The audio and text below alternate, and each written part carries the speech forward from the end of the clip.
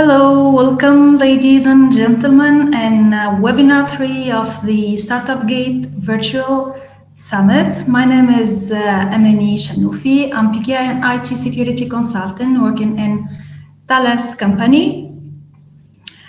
We will today during this webinar speak about smart cities, shaping the society of 2030, digital and financial solutions for a more livable future. Here we'll speak about the digital transformation of citizen life. I will be the moderator of this webinar session and a speaker also. So let's start first by introducing one of our sponsors here for Startup Gate Virtual Summit, which is ATI.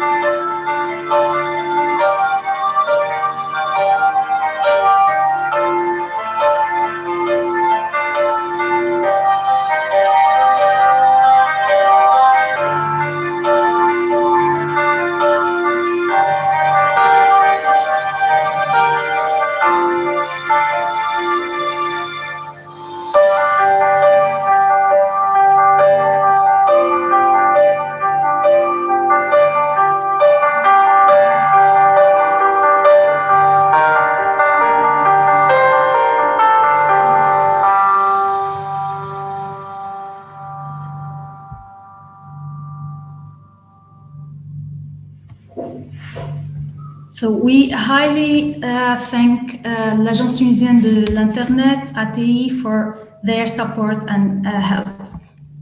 So for this session, it will be a bit special. We will speak 3 languages and 1 webinar. So please use the buttons that you can see on the eVay platform to switch between language or for translation if it's a bit hard to understand one of the languages we will speak during this webinar. At the end of this session and after the presentation, we will be able to answer your question during a Q&A session. So please don't hesitate to type your questions on the platform or live on Facebook.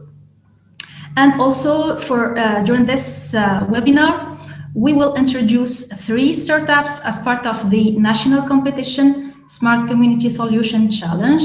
So we will introduce startups of Wala Mula, We Settle, Nabil Ahmed, Next Gen Corp, and Mariam Salemi, We Move. So that's the startups we will introduce by the end of our webinar. I'm really excited to share this webinar with great speakers that I have in this list. So let's start by introducing Dr. Bilal Jamousi, as he is a distinguished engineer, leader, and diplomat, multilingual standardization expert, and holder of 22 patents. Tunisian-born, Dr. Bilal Jamousi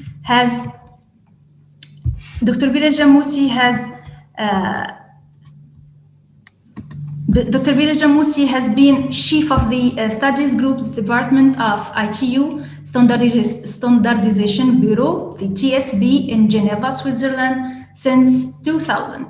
He has held the coordination of the Bureau standards, moving activities into a new era characterized by digital transformation that needs an increased collaboration with vertical sectors such as healthcare, transportation, utility, and banking. This innovative approach has served as a catalyst to launch new standards and initiatives related to emerging technologies such as IoT, blockchain, artificial intelligence, and quantum, attracting a new wave of membership from non-traditional players. Dr. Bilal is recognized as a key figure in the ICT industry. Welcome, Dr. Bilal. We have also Mr. Muaz Maraf. He has an engineering degree from the School of Arts and Crafts in France. In 1988, he joined the IBM company, where he held for 17 years several management positions in the field of information and communication technologies.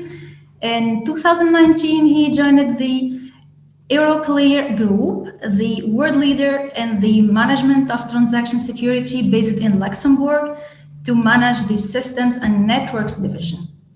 From 2011 to 2016, he supported the BNP Paribas, Société Générale, and Natixis groups in their strategic transformation. In 2016, and after 28 years of experience, he decided to join the Communication Technologies and Digital Economy Minister's Office as an advisor for the National Strategic Plan Tunisia 2020. He is now the Chief Executive Officer at ITE, Tunisian Internet Agency, from May 2018. Welcome, Mr. Muaz. We will have also with us Madam Wasila Knatif. Wasila has more than 15 years of professional experience in business intelligence and project management, with several end-to-end ICT projects as project manager, data architect, and business intelligence architect. Currently, Wasila is a director of incubation, entrepreneurship, and training at the National Agency for the Promotion and Development of Technology Sparks. This new challenge was chosen because of the many exciting and innovative projects she is working on for the benefit and development of IMPT startups in Algeria, which she brings her experience. Welcome, Madam Wasila. We have also Dr. Maysoon Ibrahim. Dr. Maysoon is a board member of the Higher Council for Innovation and Excellence in Palestine and acted as the chairpoint of the National Forum on the Fourth Industrial Revolution. She is an expert in information communication technologies for development and a member of numerous national and international committees and councils. She is a researcher with a risk track of publications and a reviewer on top international research conferences and journals.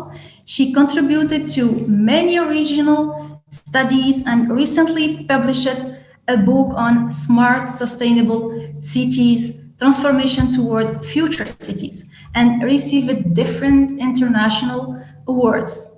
She holds a PhD in information technology with a focus on smart, sustainable cities. Welcome, Dr. Maysoon.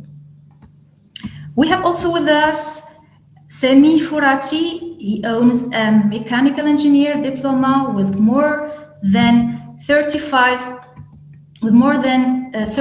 years experience.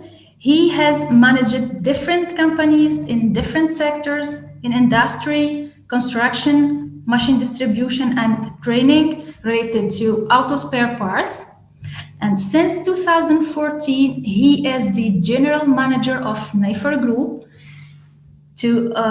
which is related to construction, hospitality, auto parts industry. He is interested in the development of new investment opportunities, especially in new technology. Welcome, Monsieur Semi. We have also with us Nizar Shari. With more than 25 years career in media, business, associative work, and politics, the career started in 1993 with Radio Sfax, then Mosaic FM, to TV shows on Wataniya TV, Al Hiwar, and others. Since 2016, Nizar is the founder and president of Tunivision Foundation, the biggest student network which gathers 150 university clubs. It works on improving leadership and management capability of youth. He is an active in many national and Arab association and organization where he held leading position in majority of them. Nizar received a number of honors, including the 4th class of the Tunisian Republic Cultural Merit Medal. Welcome, Nizar. And lastly, let's know your moderator, Amani Shanoufi, and speaker here. My name is Amani, and I work as a PKI and IT security consultant in Thales company in France and in other offices in Europe. And I'm in charge of providing PKI consultancies and support for projects within the company's government program business unit. With more than 12 years experience in PKI government projects, I have a wide international experience on projects such as on identity projects such as the electronic ID in Sweden, electronic passport in Hong Kong, digital driver license in the USA, the electrical vehicle PKI in Europe, and many other IoT projects. I'm also, from another side, the founder of Women Leaders in Technology, WorldTech organization in Tunisia. I'm also an executive member and ambassador of Women Leaders in Technology organization and certified as a professional mentor from Mentoring Standard in San Francisco. So these are our speakers for this webinar, and I'm sure that these session attendees are waiting now to know our speakers' experience with smart cities in their daily work in their companies. So let's start by Mr. Bilal Jamousi. Dr. Bilal, so unfortunately he's not live with us, Dr. Bilal, but we worked together to provide a record of his session. So to introduce Dr. Bilal's session, we can ask him if he can share with us how international standards and the International Telecommunication Unit, the ITU, help implementing smart, sustainable cities. And is there any use case in Tunisia that ITU is encouraging, is supporting, or is working on? So I will share with you the Dr. Bilal's presentation.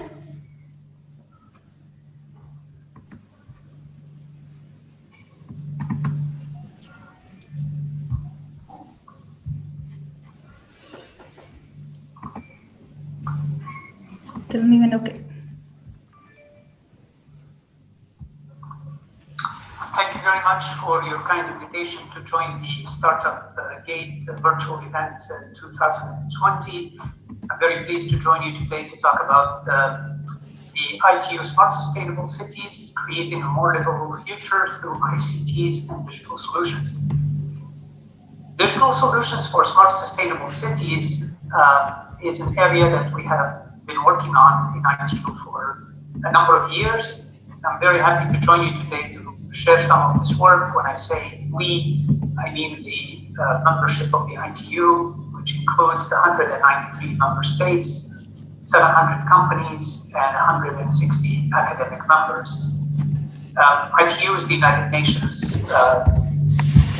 ICT specialized agency for information and communication technologies that produces about 300 standards per year and has about 4,000 standards currently in force published on the ITU website.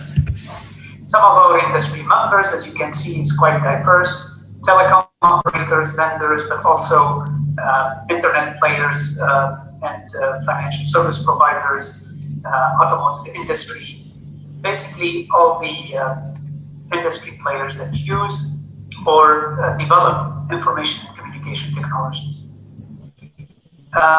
We have one special category, since we're talking about startups in the session, a category of membership for small and medium enterprises. This is an opportunity for startups to influence UN international standards development, to access pre-published standards that are being developed, give an early view of emerging technologies, increase the reputation and visibility of both regional and global level, and the network and develop partnership with the public and private sector. We have some examples of SMEs who are members in the ITU from Tunisia, for example. Innova Alliance Tech is an active participant in Study Group 20 on the Internet of Things and Smart Sustainable Cities that we welcome and very much in our study group. We also have other examples of ASTEM from Japan, for example, that contributed significantly on the specifications for standards on accessible IPTV terminals and their testing, and the Wayfinder from UK that brought specifications for audio-based network navigation systems for persons with vision impairment and its conformance testing. So this is really critical for startups and SMEs to have an international platform where they can learn what the rest of the world is working on, as well as influence the international standards and provide their contribution to the international standard setting. So ITU is a facilitator of smart sustainable cities and livable cities worldwide. We develop standards through our study group. We also have an initiative with 16 other UN agencies called the United for Smart Sustainable Cities that looks at addressing the Sustainable Development Goals for smart cities. The study group has a number of what we call questions. The groups developing the standards, the international standards, such as the key performance indicators for smart sustainable cities. They work on the Internet of Things, its applications, as well as the Internet of Things identification. They look at technology standards for smart sustainable cities, from an interoperability, data management, providing a master plan, IoT security, health and accessibility, and emergencies and disaster. In this group, we do a lot of collaboration with other organizations developing standards, such as the One M2M Alliance or Partnership Project, and we also work very closely with other sister international organizations like the IEC and ISO, where we have a joint smart city task force. Some of the key initiatives in the ITU on the topic of your event are the AI for Good Summit. This is a year-long summit on the use of artificial intelligence for good to meet the Sustainable Development Goals.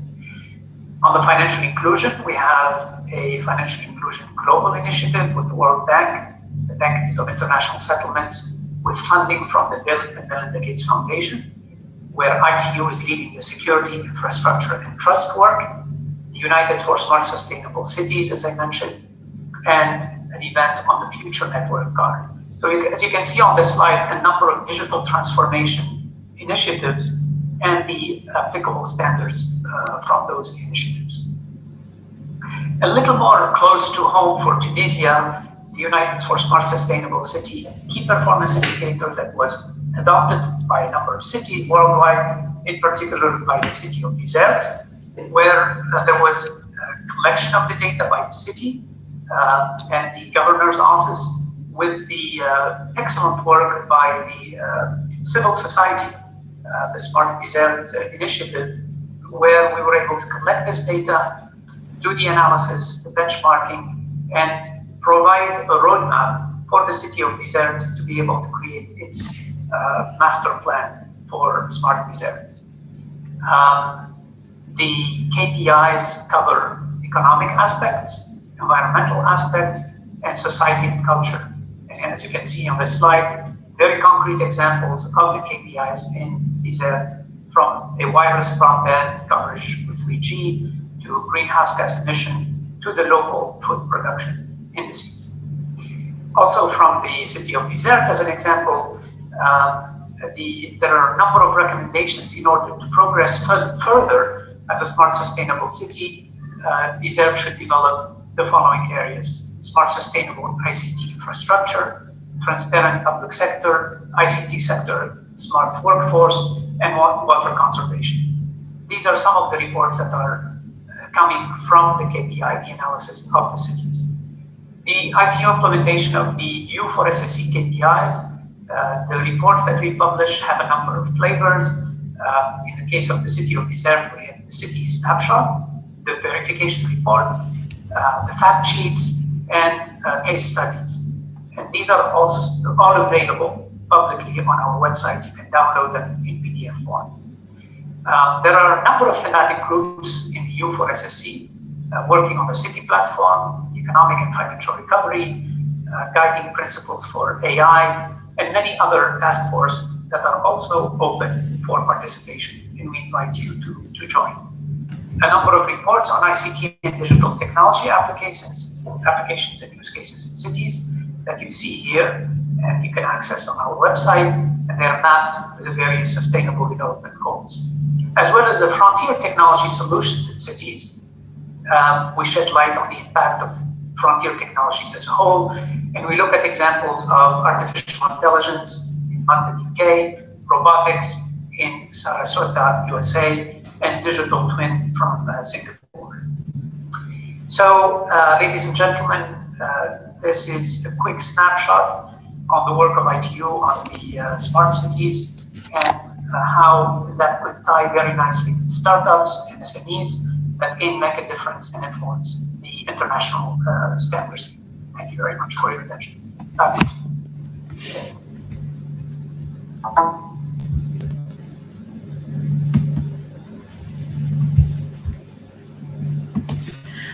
Merci, si Bilal, de partager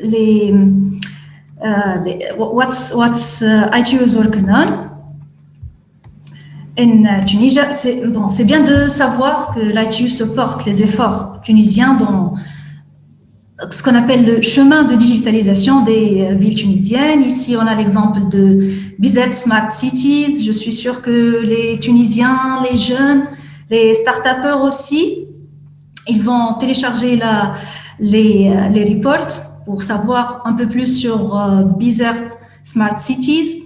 Mais on entend beaucoup de fois parler que d'autres villes tunisiennes sont sur le même chemin de digitalisation, pas seulement Bizerte, et des entreprises privées, des startups sont en train de faire un effort pour supporter la digitalisation de nos villes tunisiennes, au moins, afin de dire sur le chemin de digitalisation de ces entreprises publiques. Ma question maintenant, c'est pour Simoise, le directeur général de l'ATI. L'ATI, c'est le sponsor officiel de Startup Gates Virtual Summit. Ici, on connaît l'ATI en tant qu'une entité gouvernementale. Elle est connue chez les Tunisiens comme un régulateur de l'Internet en Tunisie, des opérateurs Internet. On la trouve maintenant renforcer la digitalisation de nos villes. Qu'est-ce qui se passe à l'ATI, Simoaz? Quel rôle a joué dans le cadre des Smart Cities pour l'ATI? Floor is yours.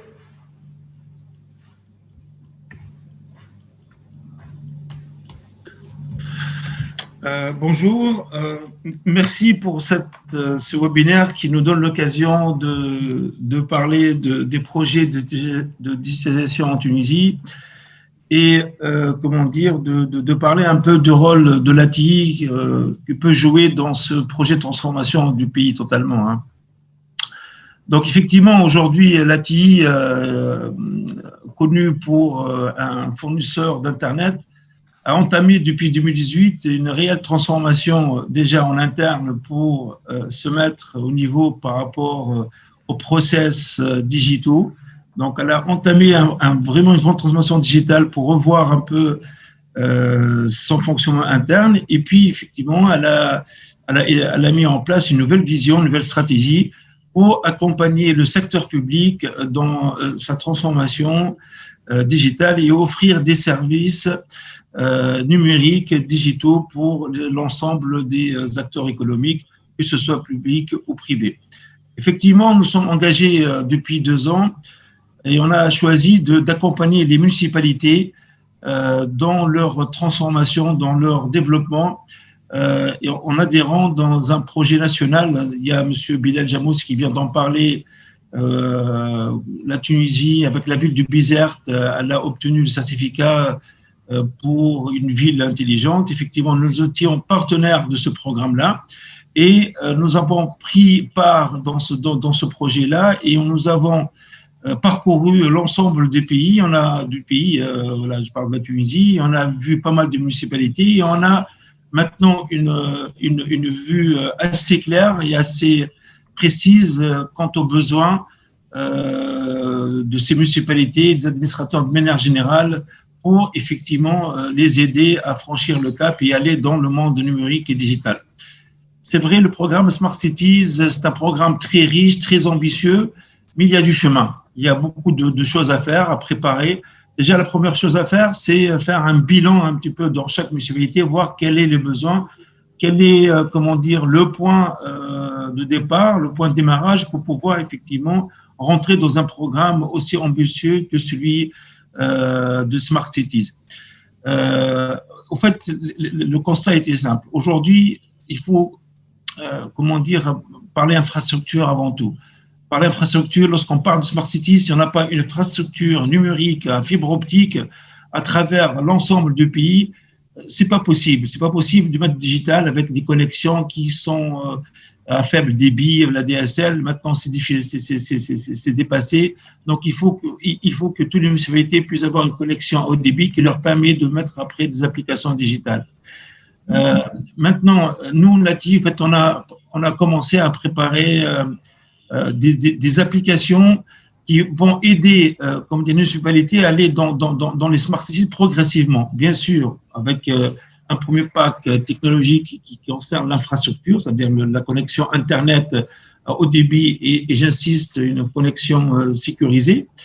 Et puis, essayer derrière, après, de commencer à préparer des produits qui sont faciles à être utilisés, qui sont faciles à être intégrés au sein de la municipalité pour, au fur et à mesure, aller vers, effectivement, parler de solutions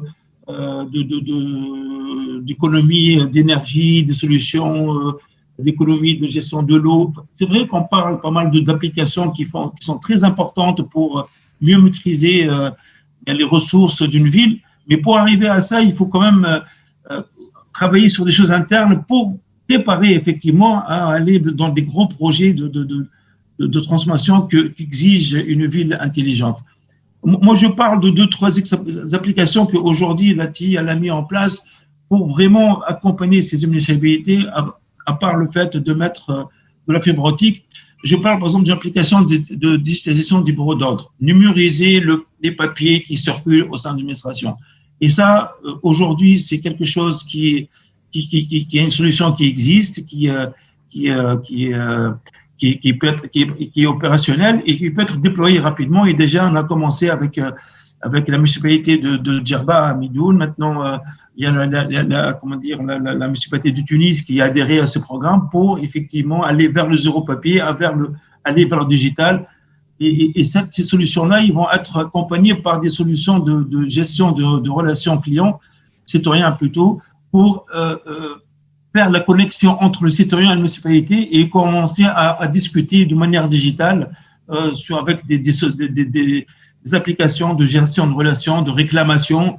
On a vu par exemple le Covid qui a poussé beaucoup d'entreprises à aller vers le digital, vers le travail à distance, vers l'utilisation des solutions technologiques.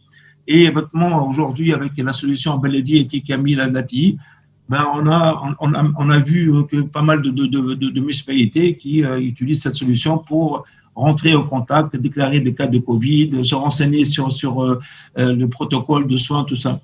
Je parle d'autres applications aujourd'hui très importantes qu'on est en train de déployer aussi au sein des municipalités. Une application, par exemple, de la collecte des déchets intelligente pour mieux, maîtriser la circulation des bennes, plutôt des camions pour relever les déchets, en communiquant directement avec le citoyen pour sortir les déchets à un temps fixe et savoir vraiment lors du passage de la benne.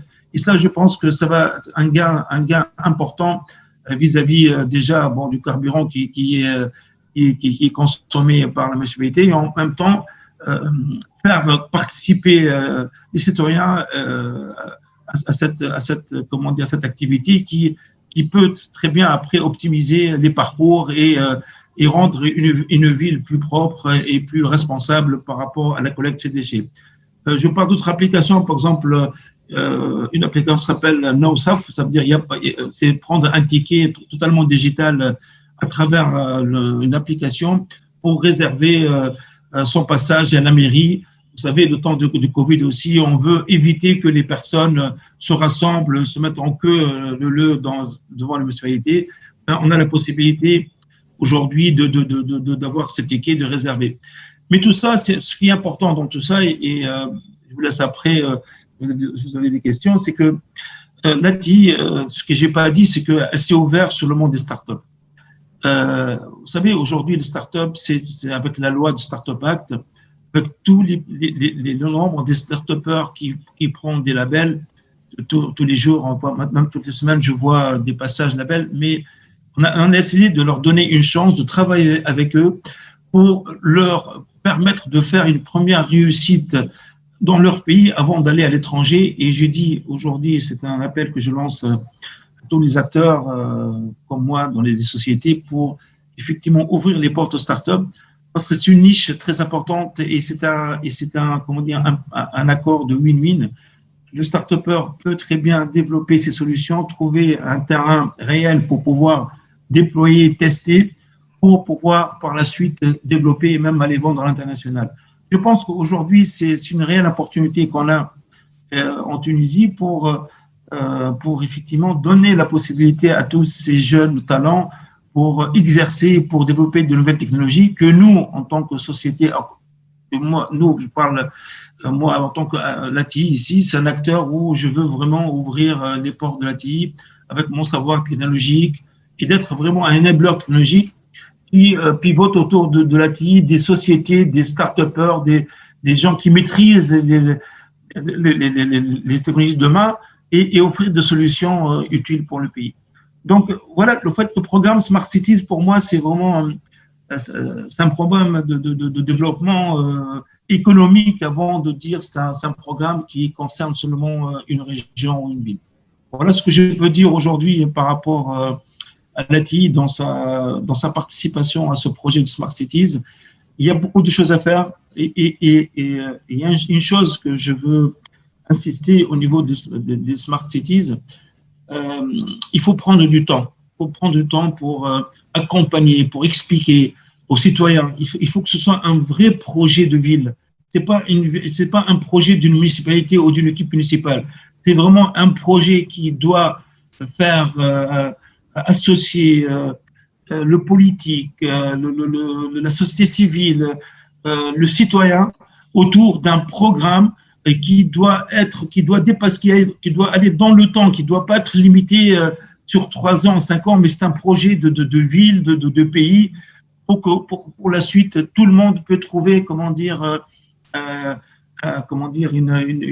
une envie de vivre dans une ville complètement responsable, où le citoyen et l'entité gouvernante se rejoignent et chacun essaie d'apporter son savoir-faire pour que la vie se passe bien dans la ville et qu'on puisse développer notre pays et à travers tous ces projets-là.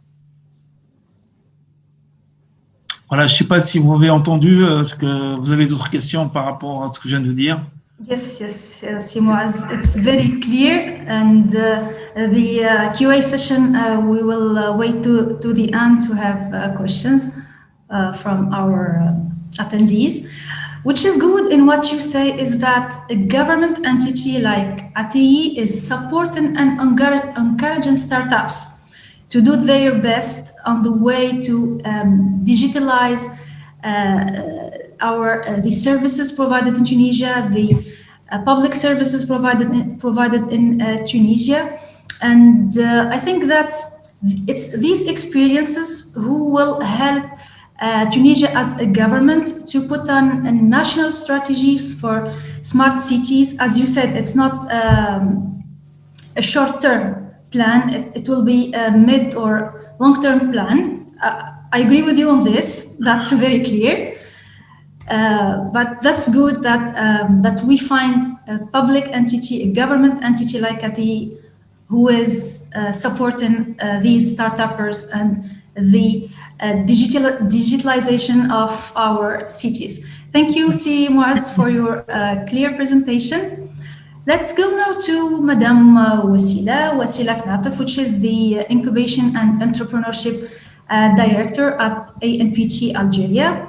So, Madame Wasila, as a neighbor country like Algeria, facing some quite same challenges like facing in Tunisia, and quite same issues and challenges to digitalize citizens' services. How do you encourage startups in ANPT in Algeria to bring together social and technological innovation? Madame Wasila, floor is yours. D'accord. Bonjour, salam alaikum, bonjour à tous. Merci pour l'invitation. Je suis ravie de participer à ce webinaire et à ce séminaire.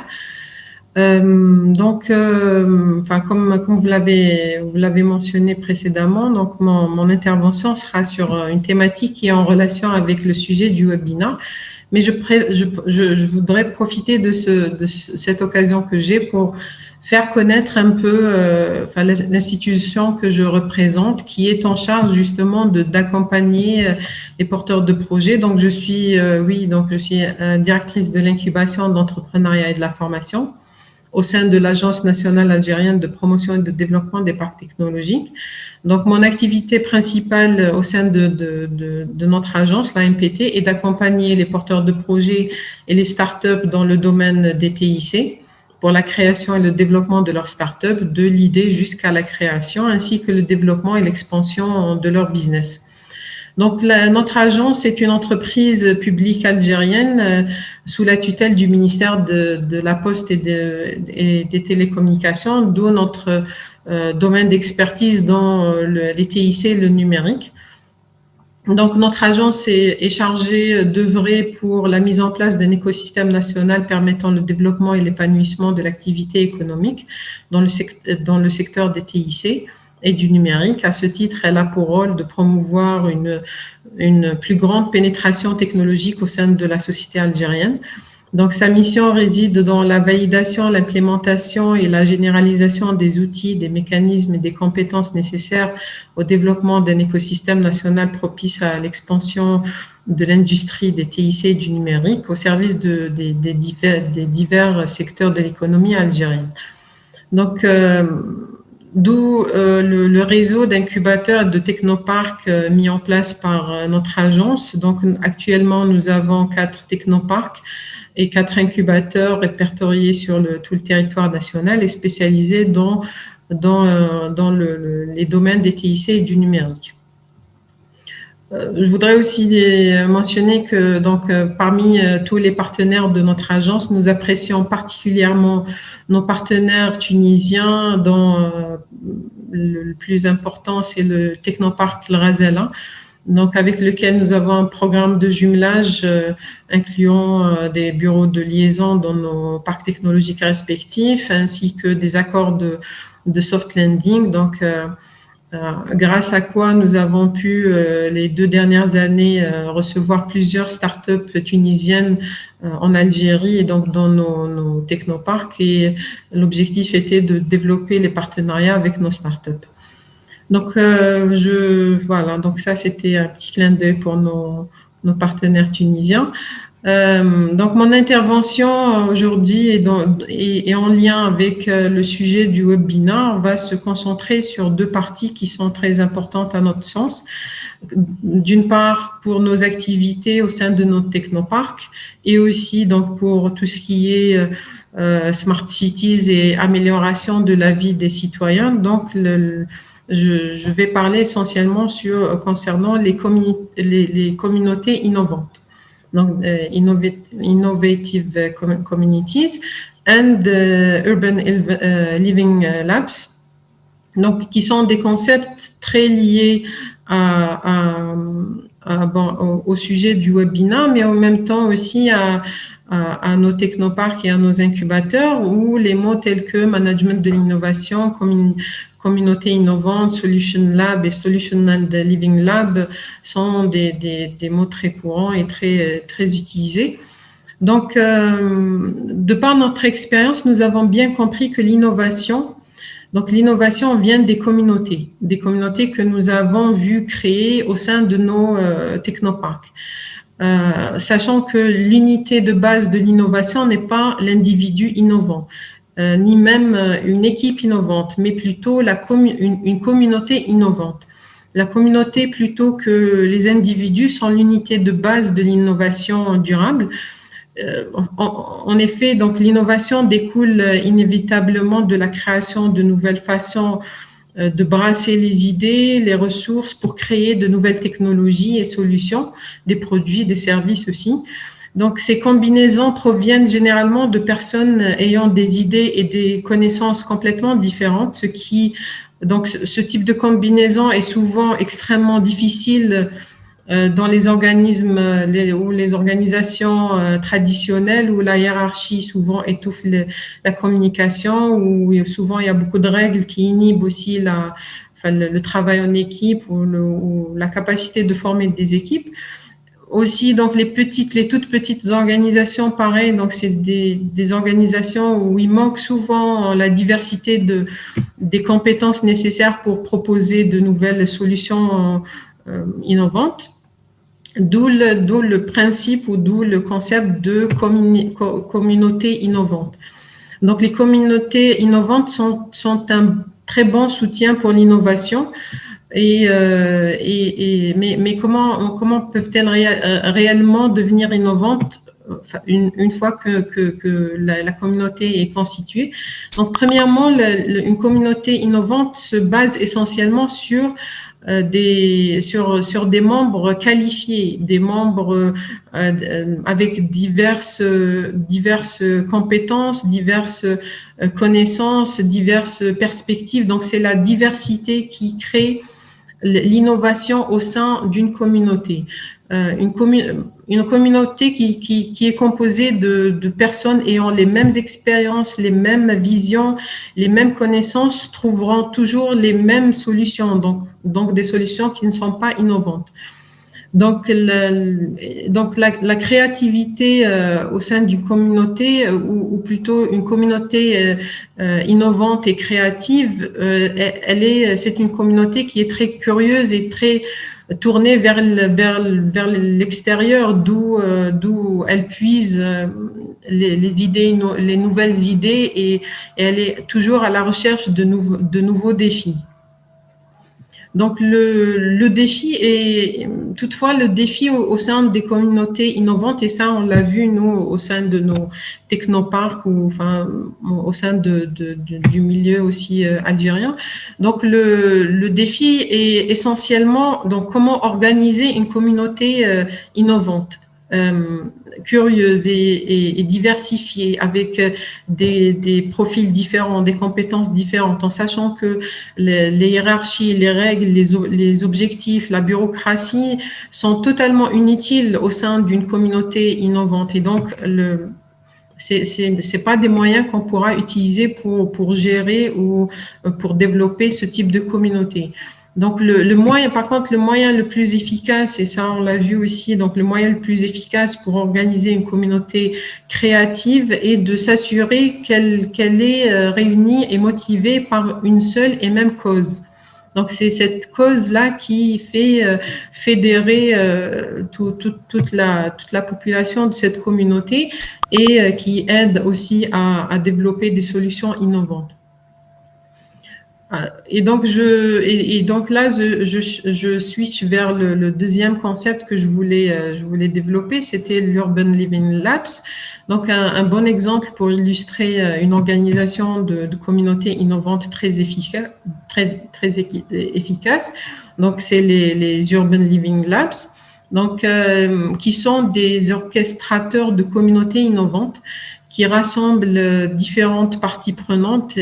Ils rassemblent autant des porteurs de projets, des startups, des entreprises PME, PMI ou plus grandes, des institutions de recherche, des universités, des secteurs publics ou surtout aussi les communautés citoyennes, localisées dans la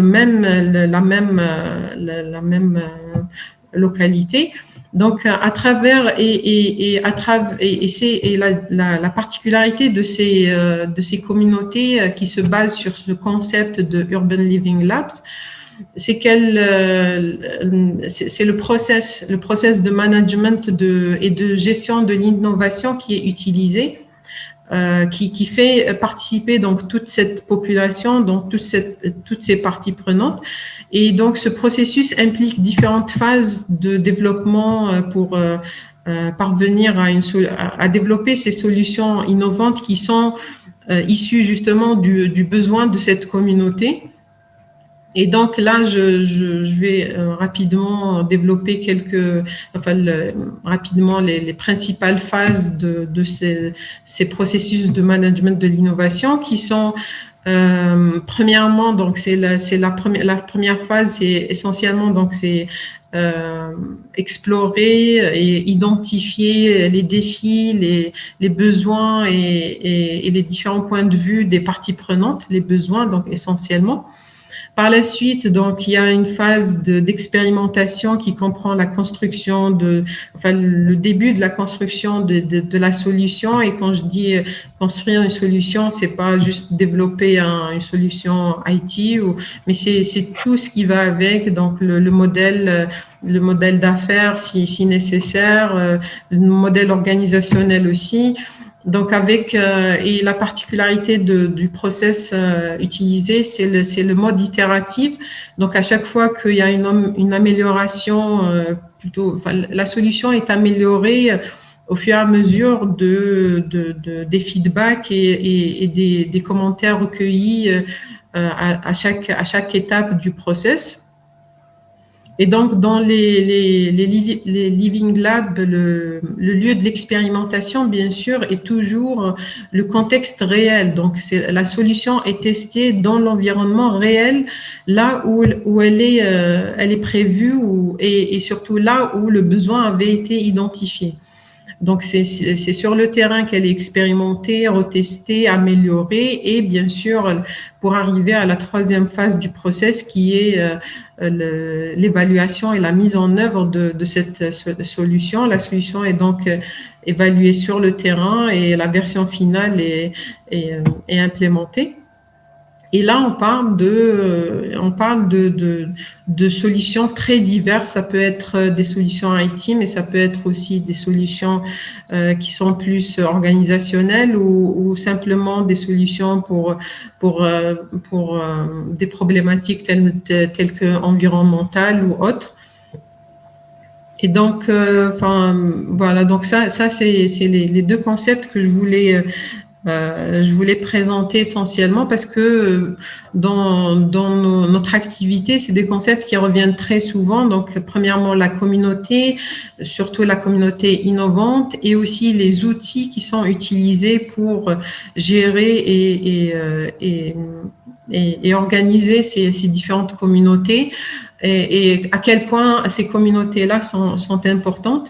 Et pour rester en lien avec les sujets du webinaire, donc les smart cities et l'amélioration de la vie des citoyens, et aussi par rapport au contexte actuel de la pandémie et de la crise sanitaire mondiale, nous sommes en train de pousser on pousse à la réflexion vers plus le monde virtuel. Donc, penser comment ces communautés innovantes peuvent se développer plus virtuellement que physiquement, enfin, ou dans le lieu. Donc, plutôt, disons, la transposer vers le monde virtuel. Et de même pour les Living Labs. Donc, on aurait plutôt, on pense maintenant à des concepts tels que Virtual Living Lab. Voilà, donc pour globalement finir mon intervention, donc, et puis aussi pour la résumer, l'innovation, c'est important, mais il faut bien comprendre le cœur de l'innovation. Et là, nous, on pense surtout que l'unité fondamentale de l'innovation soutenue est donc une communauté créative et innovante avec une cause, la même, et une organisation et une gestion adaptée. Et donc, si nous voulons des sociétés plus innovantes, nous avons besoin de plus de communautés innovantes et créatives.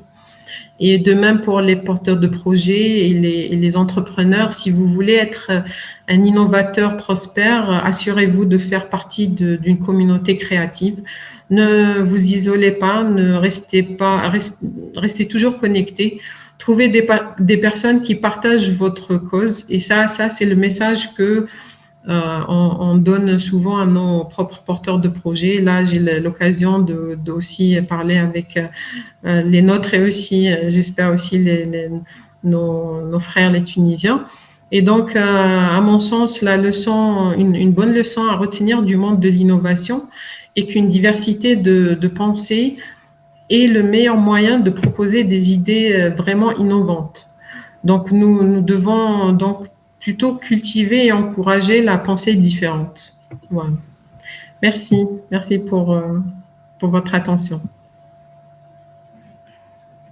Thank you, Madame Wasila from ANPT for your clear presentation. So I agree with you. We have to bring together social and technological innovation. Yeah, that's for sure. What we can conclude now from the three first presentation that smart cities aren't just a dream of the future. We already started being smart and looking to be smart on the way of digitalization of our cities. So we took two examples of Tunisia, of Algeria, that are working on and encouraging startups to work on and to do their best to provide digital applications that will help citizens to deal with the public institution, which each others. That's really interesting, Madam Wasila. Thank you, but thank you for your clear presentation. So we discussed only about Tunisia and Algeria, but we have a lot of cities now who are labeled as already smart cities. Do you know any smart cities labeled as smart cities in the world? The question is for our speakers. Do you have any idea about which cities in the world are considered as smart? You can mute your phone. Yes, we know. I know a lot of them. Yeah. Go ahead, Maysoon. It's a quiz for our panelists. There are a lot of studies. It depends on the measurements that they are using every year to there is a top 10. The smartness, yes. Yeah, there is a top 10. From the Arab region, we have Dubai, for example. Unfortunately, from Dubai is... it's number...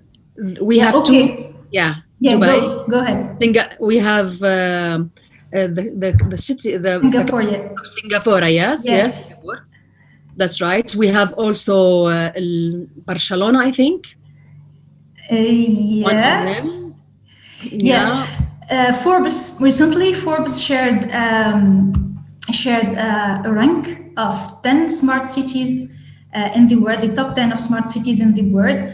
We have in the top London, we have second New York, and third Paris. We have also Tokyo, Reykjavik, it's in Iceland, Copenhagen, Berlin, Amsterdam, Singapore, and Hong Kong.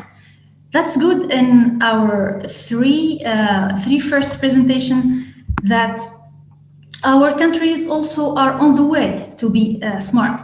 That's really good. At least we keep hope that we will have our cities in Tunisia, in Africa and Middle East that will be really smart, and we are at least, let's be on the good way to have smart cities and to have a lot of digital applications for that help citizens to interact with each others and with the public institutions. So here it's thanks to the widely innovative Internet of Things, the IoT. That's really a basic for the digitalization. Many cities, as I said, are already active and expanding rapidly. So here, I can ask a question that I have in mind now. How these cities and how these smart cities are using these technologies, the IoT technologies, in the era of COVID-19. The COVID-19 has really an impact on the growth of these cities. So we have here Dr. Maysoon Ibrahim, who is a member of board of directors of the Higher Council Innovation and Excellence from Palestine. My question for you, Maysoon, how did smart cities and the cities that already use the technologies of the fourth industrial revolution manage to limit the spread of coronavirus and to contain the pandemic more than others? Can you tell us, please, Maysoon? Yes, I will share my presentation with you now. Yes. Okay. Can you see it? For me, yes. Okay, perfect. So good evening, everybody. It's my pleasure being with you today. And thank you, Amini, for the introduction, for introducing me in the beginning of this webinar. This talk will be about the industry, the fourth industrial revolution and the smart cities in the time of COVID-19. I will provide some definitions about the smart sustainable city and it's the dimensions of smart sustainable cities and the big technologies that are related to the fourth industrial revolution. Then I will provide some information about the impact of COVID-19 on cities and how the technology were being used as a response to COVID-19 with the global and regional examples. And this presentation then will end with a list of recommendations during the early recovery phase and the normal phase. So all of us know about the rapid urbanization and its impact on cities, and especially now cities are facing many sustainable challenges such as social stress, poverty expansion, spatial dynamics, urban pollution, and its impact on the climate change. In the mid of all of these challenges and this unprecedented urbanization growth, the concept of smart sustainable cities has emerged as one of the solutions for these challenges. So the International Telecommunication Union, I just want to mention this point, added the word sustainable to the concept of smart cities to make sure that the sustainability aspect in smart cities is not overlooked. And at the same time, when they wanted to introduce a definition for smart sustainable cities, they studied more than 100 definitions related to smart cities, sustainable cities, and the smart and sustainable cities, and then came up with a definition for smart sustainable cities as an innovative cities that uses information and communication technologies and other means to improve the quality of life and efficiency of urban services and competitiveness, while ensuring that it meets the needs of present and future generations with respect to economic, social, environmental, as well as cultural aspects. They also, not only the ITU, many studies around the globe, they define the smart sustainable cities or smart cities on 6 dimensions that are smart economy, smart environment, smart governance, smart living, smart mobility, and smart people. So if we came to the concept of the 4th industrial revolution, there is no definition yet. There is no definition yet or agreed upon definition for the 4th industrial revolution. What we know about the Industry 4.0 that we already entered this new era in 2016 when the World Economic Forum theme was that was held in Davos. The theme of that forum was the 4th industrial revolution, and Klaus Schwab, who is the founder and executive chairman of the World Economic Forum in Geneva, he published the first book about the 4th industrial revolution in 2015.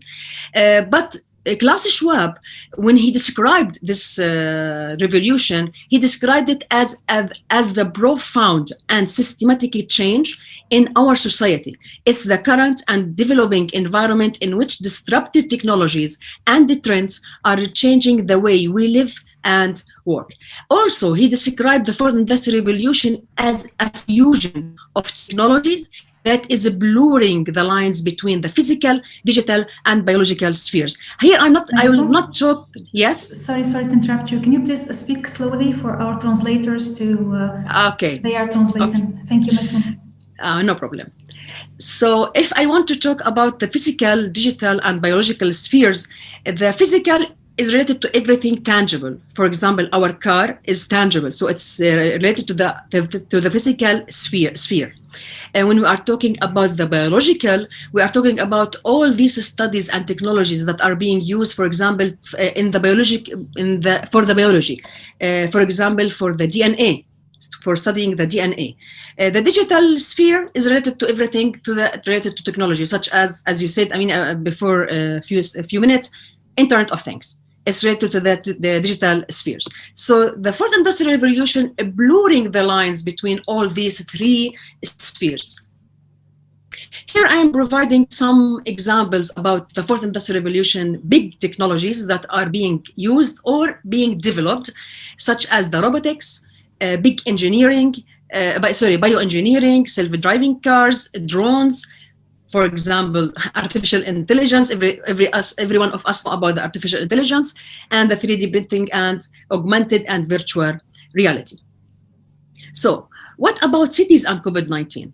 In December 2019, the ongoing COVID-19, also known as coronavirus, started to outbreak in Wuhan city in China.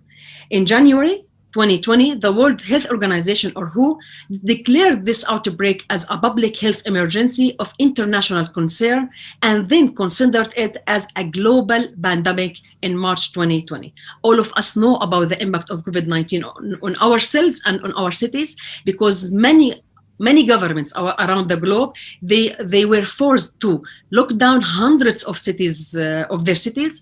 They put travel restrictions, facilities closure. We start also the e-learning process, learning online using, for example, Zoom. We start working from home. Also, we start doing our conferences and summits and webinars using online applications and platforms, such as our example now. This webinar is an online webinar or summit. So also it's expected from COVID-19 or coronavirus to create the worst economic contraction in decades, including hundreds of thousands of job losses. So why smart sustainable cities in this during this pandemic? Why we are talking about smart cities? Why we are talking about the 4th industrial revolution technologies? Because this pandemic has resulted in strengthening the use of big technologies for the first time in the history, especially those related to the 4th industrial revolution and smart sustainable cities. We found that cities that already started their transformation process to be smart and sustainable have been able to control the outbreak of COVID-19 more than others. Why? This is the question. Because smart sustainable cities uses information and communication technologies to streamline urban operations on large scales. They are based on technologies that are related to the third and the fourth industrial revolution. So how these technologies were used? Different types, first of all, different types of technologies have been used during this evolving pandemic. These technologies and initiatives have been devoted in an attempt to reduce the spread of this disease. Not only this, but also to monitor public areas and patients, develop new and effective vaccines, and also to guarantee the continuity of the educational process and work, among many other solutions. The digital information and surveillance technologies have been unleashed in an unprecedented manner, with the aim of collecting the data and reliable evidences needed to support public health decision making. If we think about these technologies, most used technologies were related to the artificial intelligence, AI, robots, drones, and self-driving cars. Also, the cloud-based platforms were used everywhere for education and for work, such as using Zoom and Google Meet and WebEx or Meetup. Here I am providing some examples how these technologies were used globally, starting with the drones. The drones were used in China, Honduras, Spain, and the United Arab Emirates to spray disinfected on public areas. They also were used in Australia, China, and USA to deliver groceries and to restrict citizens' movements in Belgium, China, France, also in the Arab countries, in countries such as Jordan, Kuwait, Saudi Arabia, and United Arab Emirates. Also, the drones were used to measure people's body temperature. The first country that uses these drones for this issue was Saudi Arabia, and I was reading an article about Tunisia. In August, Tunisia started using 4 drones to measure the body of the people body in the capital city, Tunis. You started this in August 2020. So this is in relation to the drones. In relation to the artificial intelligence-based thermal imaging cameras, they were used to scan public spaces to identify any potentially sick people. This technology was used in China. And also we have the people tracking wristbands. These wristbands were used to monitor COVID-19 patients' movement, and if they found these people are going outside their home or their lockdown areas or hospitals, they return back to their houses to keep them far from other people to limit the spreadness of the virus. This technology was used in Bahrain, in Belgium, Bulgaria, India, and also in Jordan before 3 or 4 months. Also, the self-driving cars. The self-driving cars were used to deliver meals and medicines to infected patients and to deliver medical supplies to health facilities. The mobile applications were used everywhere to provide awareness data on the diseases, highlighting affected areas to prevent people to go to these areas. These technologies or these mobile applications were used in China, Germany, Palestine, Tunisia, Singapore, United Arab Emirates, and United Kingdom. Lastly, about the robots. Robots were used in China to deliver medical supplies and meals within hospitals and to patient rooms, guaranteeing a contactless delivery process. If I want to talk about the online platforms, everyone know about the online platforms. We are using them a lot now for e-learning, for online meetings such as our meeting, and to arrange conferences. So here I will provide some recommendations related to the use of technology, especially related to the 4th Industrial Revolution as smart sustainable cities in the early recovery phase of this pandemic, and after we finish and found a vaccine for coronavirus. These recommendations are related to a chapter that has been published in a book in England, in the United Kingdom. The chapter of this book is in the name of the pandemic, managing through the crisis, and I was the owner of that chapter. So during the early recovery phase, in relation to the schools and universities, the recommendation is to open them while taking into consideration all necessary precautions to prevent the re-outbreak of the disease. And we can reclose them once needed.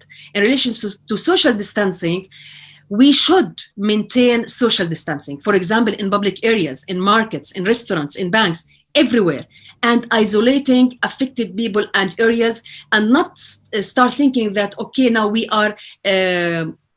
have some control on coronavirus, so we can stop doing all these things. No, we should continue doing these issues and monitor the areas and the people.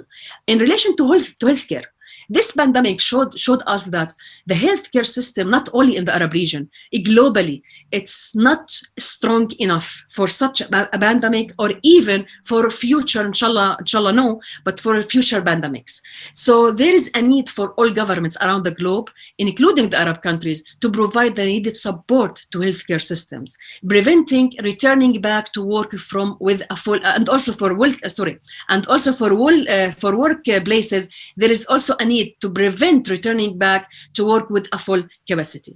In relation to economy, all of us know that this pandemic has a very strong impact on the economy globally, also not only on the Arab region. So governments should focus on starting their local economy, mitigate the impact on affected groups, and to plan carefully for the new normal under the physically stressed and strained conditions. Also, the use of the fourth industrial technologies should continue to ensure the application of the above mentioned precautions. Finally, the final thing that I will talk about is the recommendations in the normal phase, what we should do and take into consideration during the normal phase. In relation to the cities, as you said, Amin, you said now we are moving toward smart cities. In relation to the city structure, cities should strengthen their hard and soft and digital infrastructures and start transforming their cities into smart and sustainable ones. It's not optional anymore. It's now obligatory. We should go to smart and sustainable cities. In relation to educational systems, this pandemic showed us that we can accept online learning. Many governments around the globe, they don't allow or they don't accept online certificates.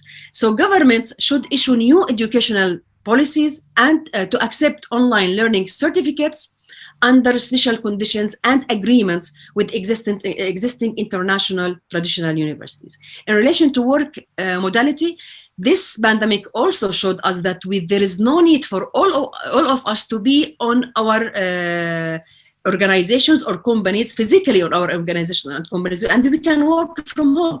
So many workers around the globe could work from home, including the ability to arrange big meetings online without needing to travel. This would result, if we follow this modality, this would result in reducing the operational cost of many organizations or globally that they can use for development issues. In relation to policies, laws, and legislations, governments should issue new policies, laws, and legislations to allow the use and adoption of the fourth industrial revolution technologies with the aim of improving their local services, safety, security, competitiveness, and quality of life. I will give you here an example. If we want to use the self-driving cars on our streets, we need special law for that. So our governments should start thinking about these laws in order to support the use of these technologies in the future. Thank you so much.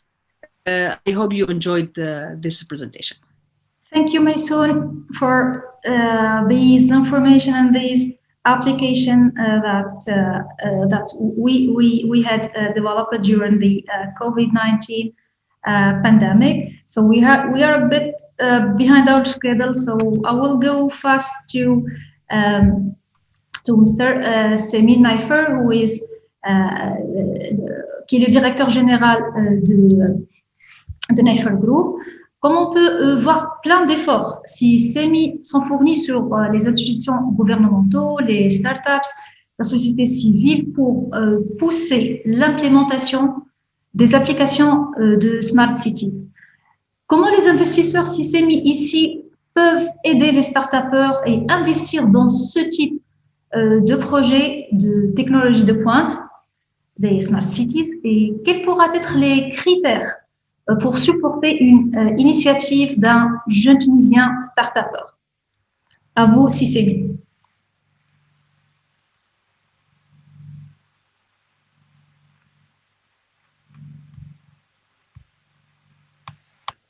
Le micro بتاعك CMI.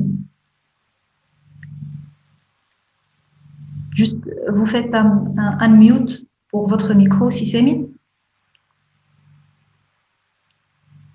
pour qu'on puisse vous entendre. Votre micro, il est en mute, CMI. On ne peut pas vous entendre.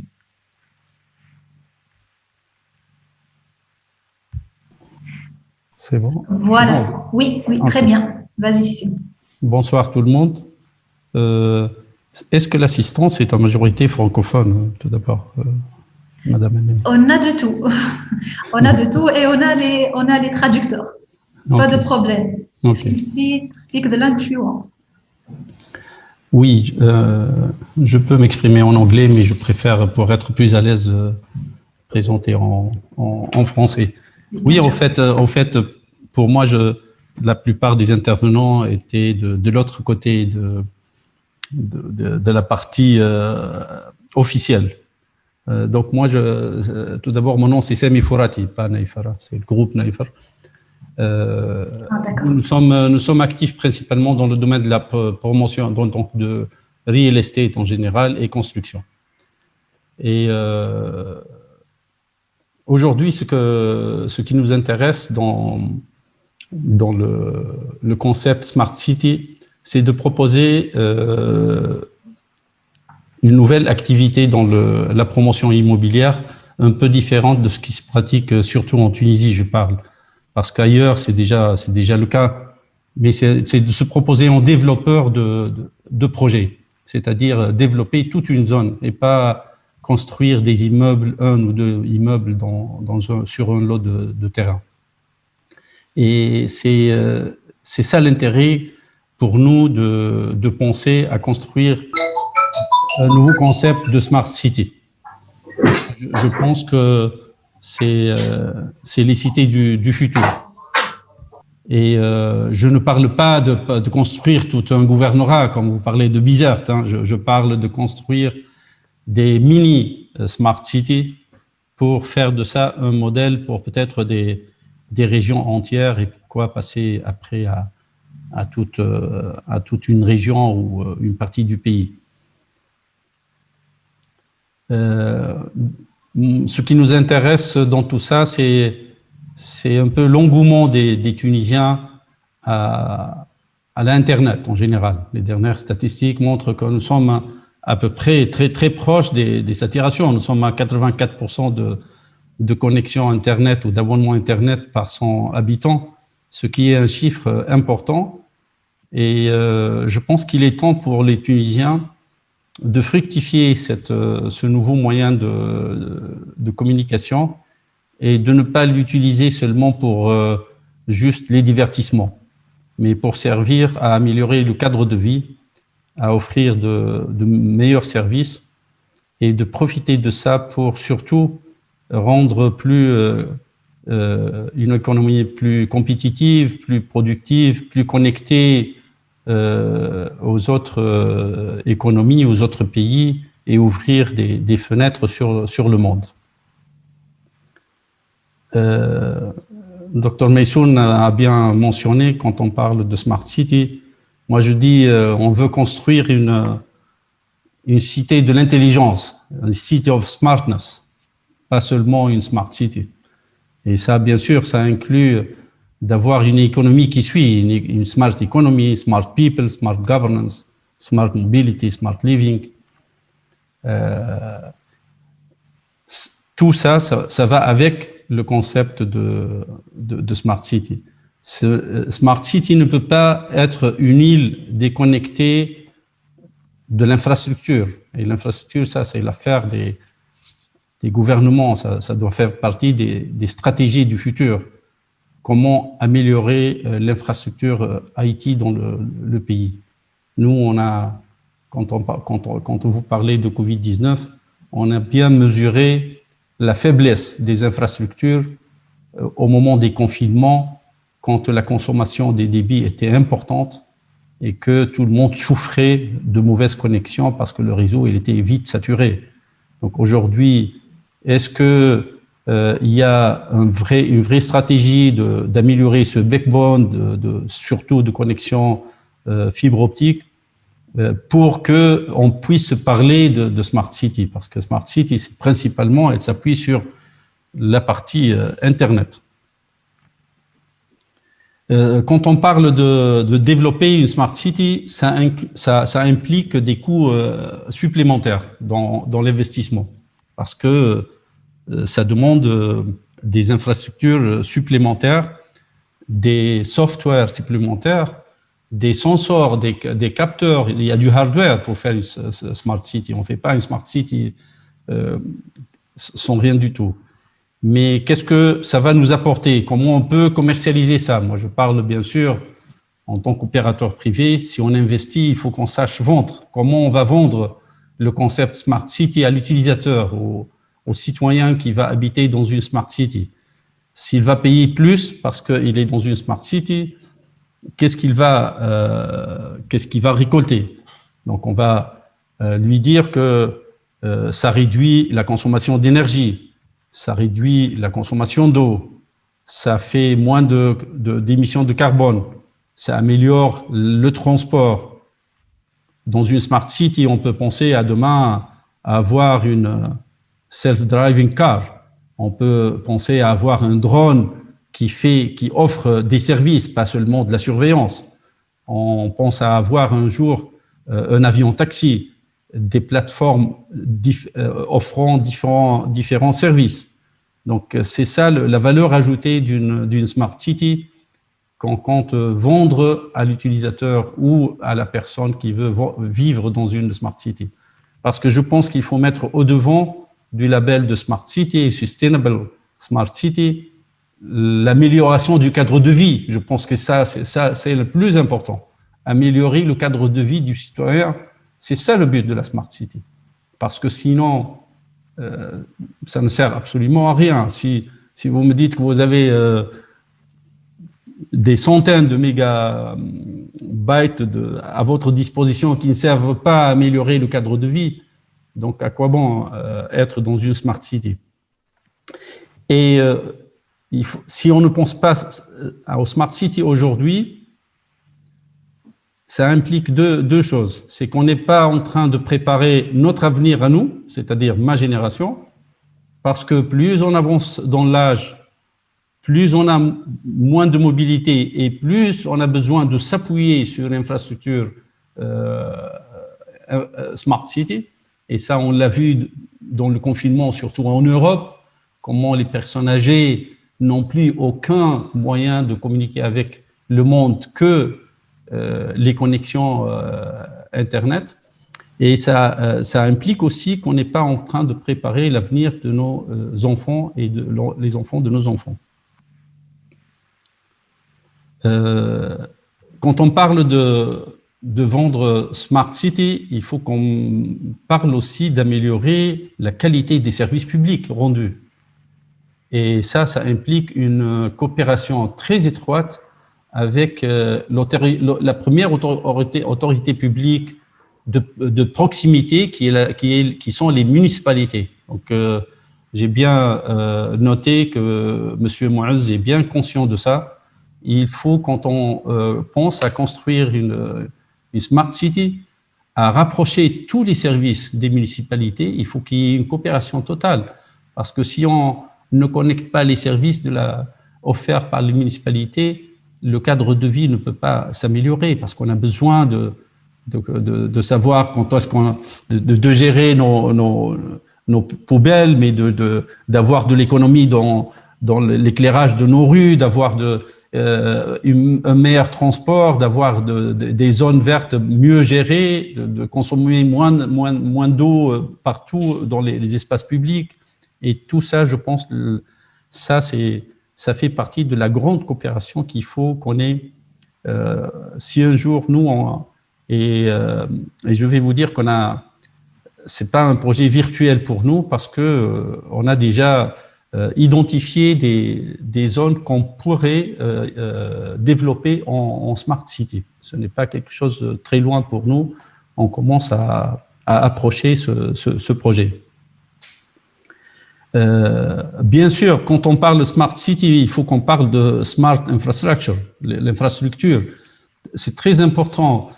Aujourd'hui, si la stratégie du pays ne prépare pas l'avenir avec une infrastructure moderne, une infrastructure capable de suivre la demande du citoyen, une infrastructure présente partout, parce qu'aujourd'hui, si vous n'êtes pas sur la ligne du premier backbone, c'est très difficile d'avoir un bon débit, une bonne connexion.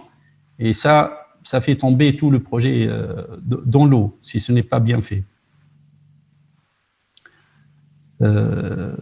Donc, quand on parle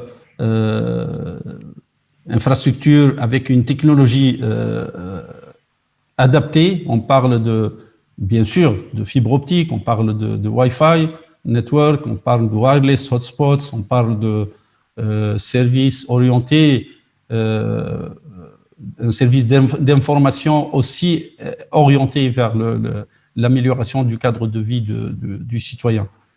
C'est ça qui fait l'attractivité d'une smart city.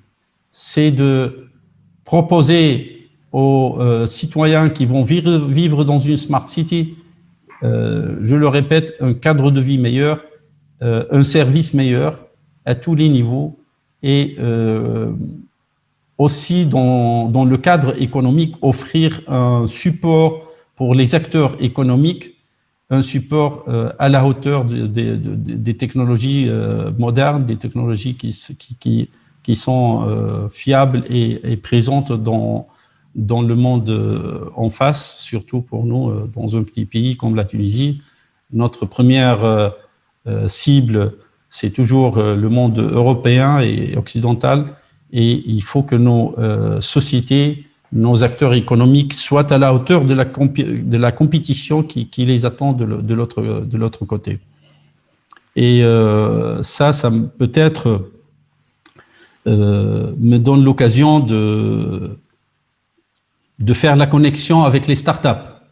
Parce que quand on parle de Smart City, il faut qu'on parle de startups, parce que je pense qu'ils devront être le cœur battant d'une Smart City. Aujourd'hui, les start-upers, ce sont eux qui vont créer les supports qui font bénéficier de cette connexion de Smart City. Moi, si j'ai une très bonne connexion, je n'ai pas d'application qui me donne accès au service pour payer une facture, pour faire une copie conforme, pour faire une demande, pour consulter quelqu'un, pour rentrer en contact avec une société. L'infrastructure elle-même, elle n'apporte absolument rien. Donc, les startups, il faut qu'ils soient associés donc, dans cette démarche de développement de Smart City, parce que je pense qu'ils seront dans le cœur de l'action. Et je vais finir par parler un peu comment aussi inciter les investisseurs, parce que les startups, c'est nouveau pour les investisseurs classiques, j'allais dire. Donc, ils ne savent pas les évaluer, ils ne savent pas mesurer leur futur par les outils normaux, parce qu'il y a de nouveaux outils d'évaluation. Il faut qu'on essaie, à part les incitations, c'est une très bonne démarche que l'État a fait déjà. Elle a fait déjà le support juridique des incitations, mais je pense maintenant il faut les vendre, ces incitations, aux investisseurs pour qu'ils s'intéressent à s'investir dans les startups et à encourager les jeunes pour faire leurs premières aventures dans le monde des affaires. Si on on croit les chiffres futurs, c'est qu'à peu près 70% de la population mondiale va vivre dans les villes dans les années 2050.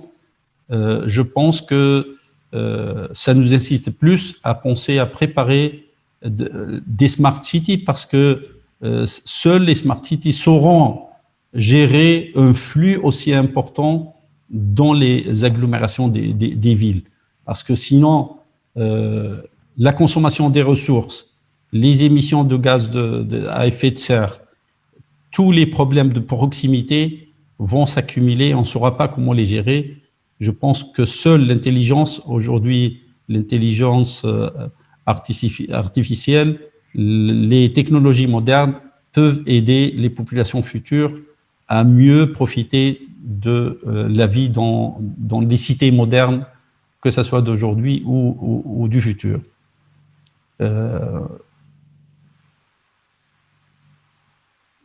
Je pense que la Tunisie reste, disons, il faut un peu de temps pour préparer réellement, soyons réalistes, sans qu'il y ait un support fort, un support infrastructure physique pour accompagner l'évolution des smart cities. Ça sera toujours des projets, j'allais dire, virtuels.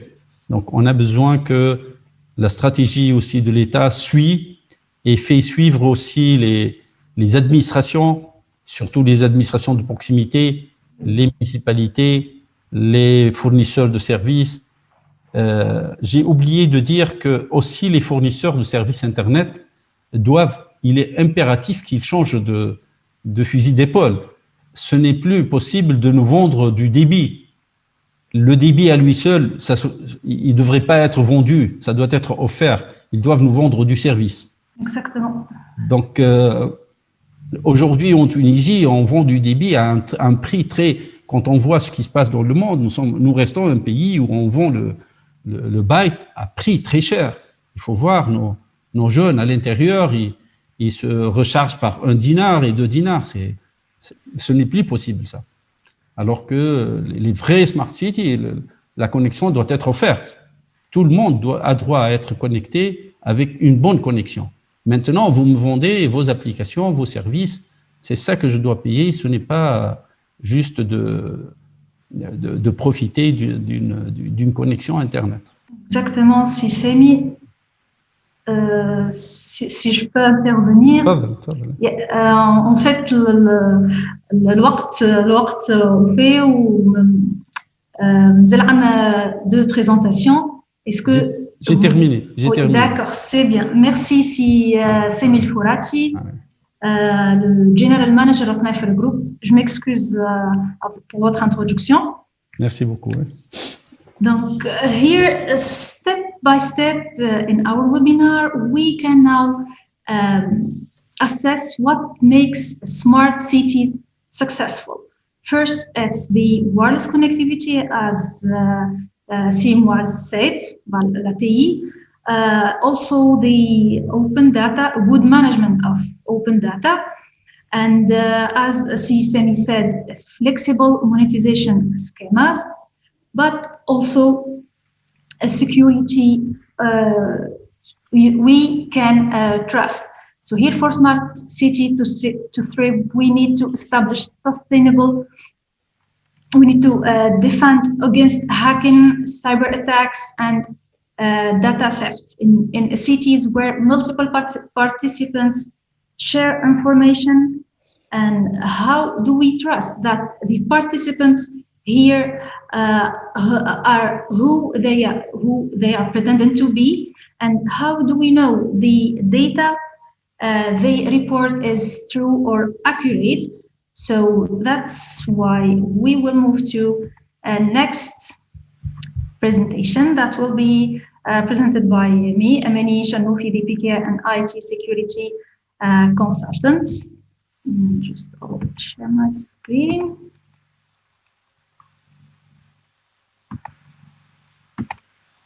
So here my presentation will introduce the secure smart cities identities, PKI implementation.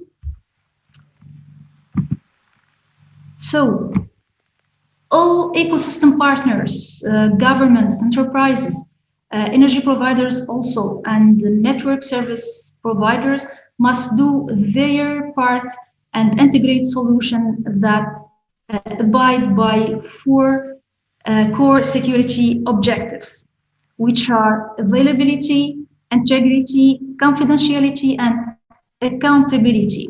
So here the availability without real-time and reliable access to data, the smart city can't thrive. So here, how information is collected, distilled, and shared is critical, and security solution must avoid adverse effects on availability. The integrity also is very important. So here, measures must be taken to ensure that data is accurate and free from manipulation. The confidentiality of some data also, steps must be taken to protect privacy and prevent unauthorized disclosure of sensitive information. And the accountability, users of any system must be responsible of their actions.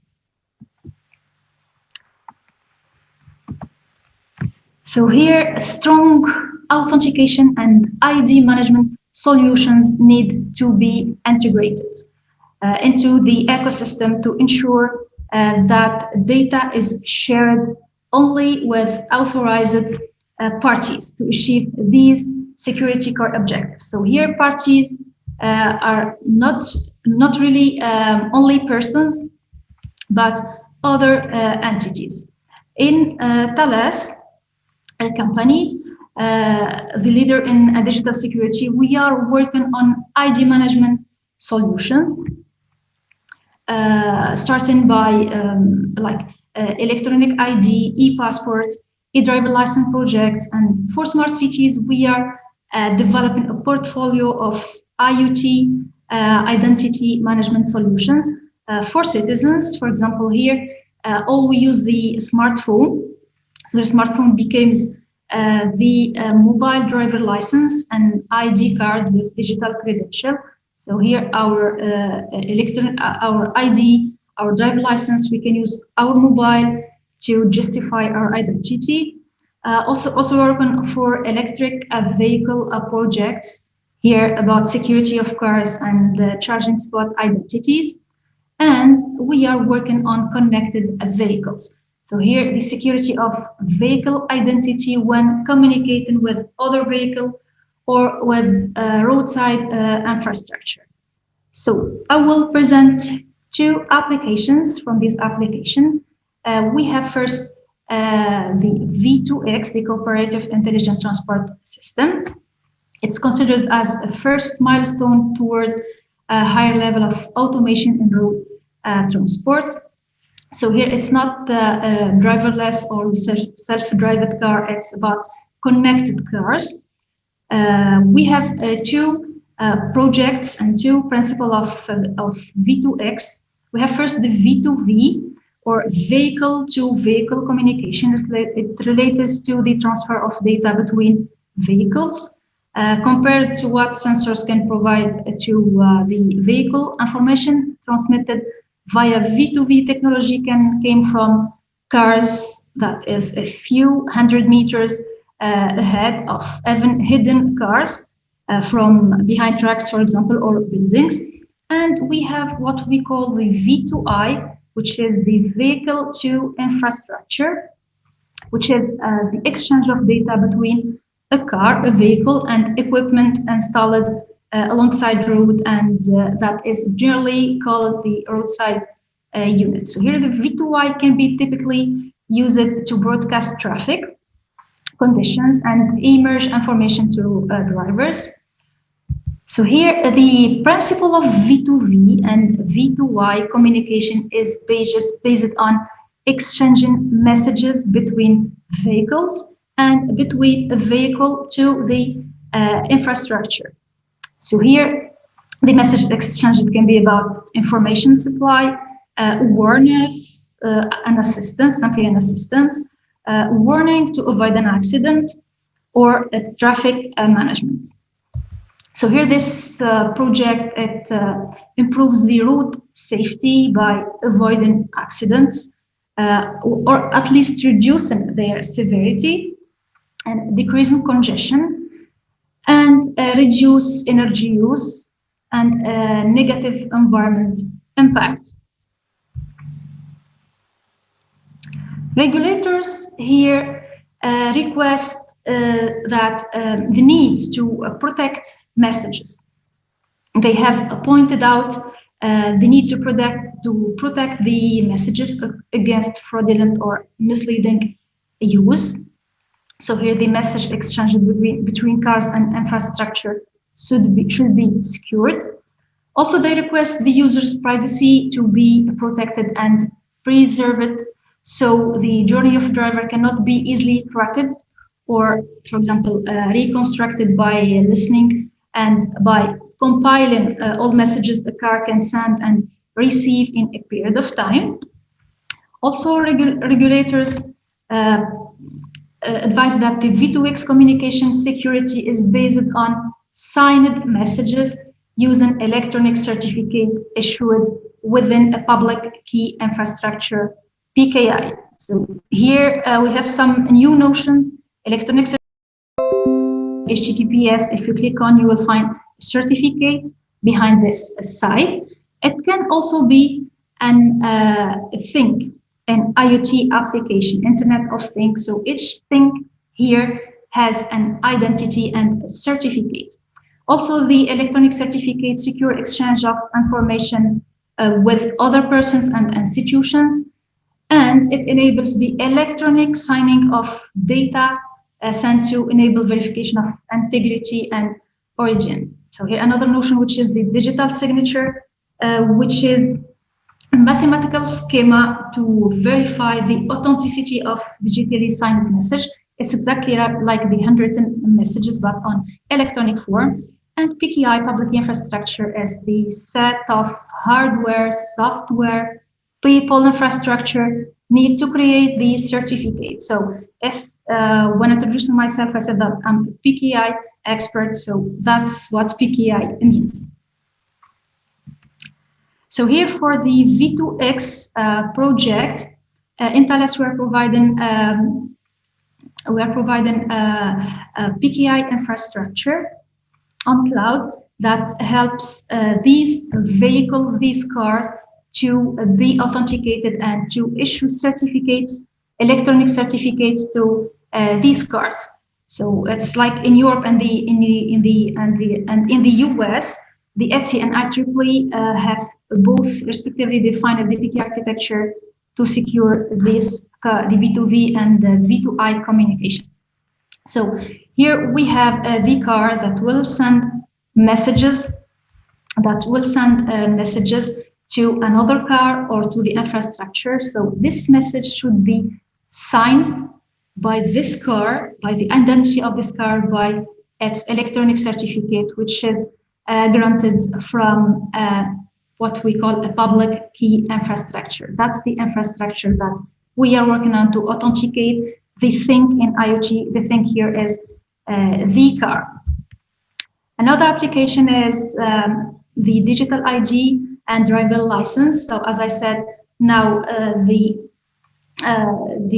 identity can be used on a mobile phone. After the electronic ID, we can prove our identity in our mobile phone. So it's a pilot project we are working on now in Florida in USA state and in Australia state in Australia. So here the principle is that if there is a law enforcement that asks you to provide your identity, you can do it simply by showing your mobile or sending a message to the reader that the law enforcement has, and your identity will be verified and authenticated.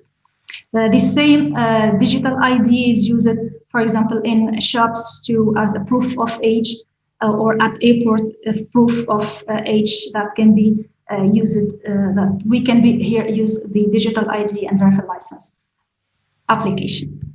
So thank you for your attention. If you have any question, we will share it by the end. Thank you. So we will finish our session with Mr. Nizar. سي نزار الشعري. So here سي نزار حكينا برشا على الشباب معاك سورتو في تونيفيزيون اللي هي أكبر شبكة طالبية فيها 150 نادي جامعي من مختلف أنحاء الجمهورية. بعد ما حكينا على سمارت سيتيز، التكنولوجي، الفينانسمون، السيكوريتي نتاعها، اسكو الشباب نتاعنا واعي اللي احنا اوني سور لو شومان دافوار دي سمارت سيتيز كيما كنا نحلموا بها قبل نقولوا في التسعينات نقولوا عام 2000 باش تولي عندنا سمارت سيتي، بعد نقولوا 2020. اسكو شبابنا واعي توا اللي جينا نعيشوا في السمارت سيتيز ابليكيشن، جينا ما عادش حلمه الحكايه ولا مازال يشوفوا فيها حلمه حتى توا؟ شكرا لك أماني، شكرا لكل المتداخلين في هذا الويبينار اللي في الحقيقة مفيد جدا للجميع، وعدد من الشباب قاعد يتابع فينا على الإيفاي. شكرا دكتور أيمن القاتري على هذه المبادرة المتميزة في قمة بوابة الشركات الناشئة.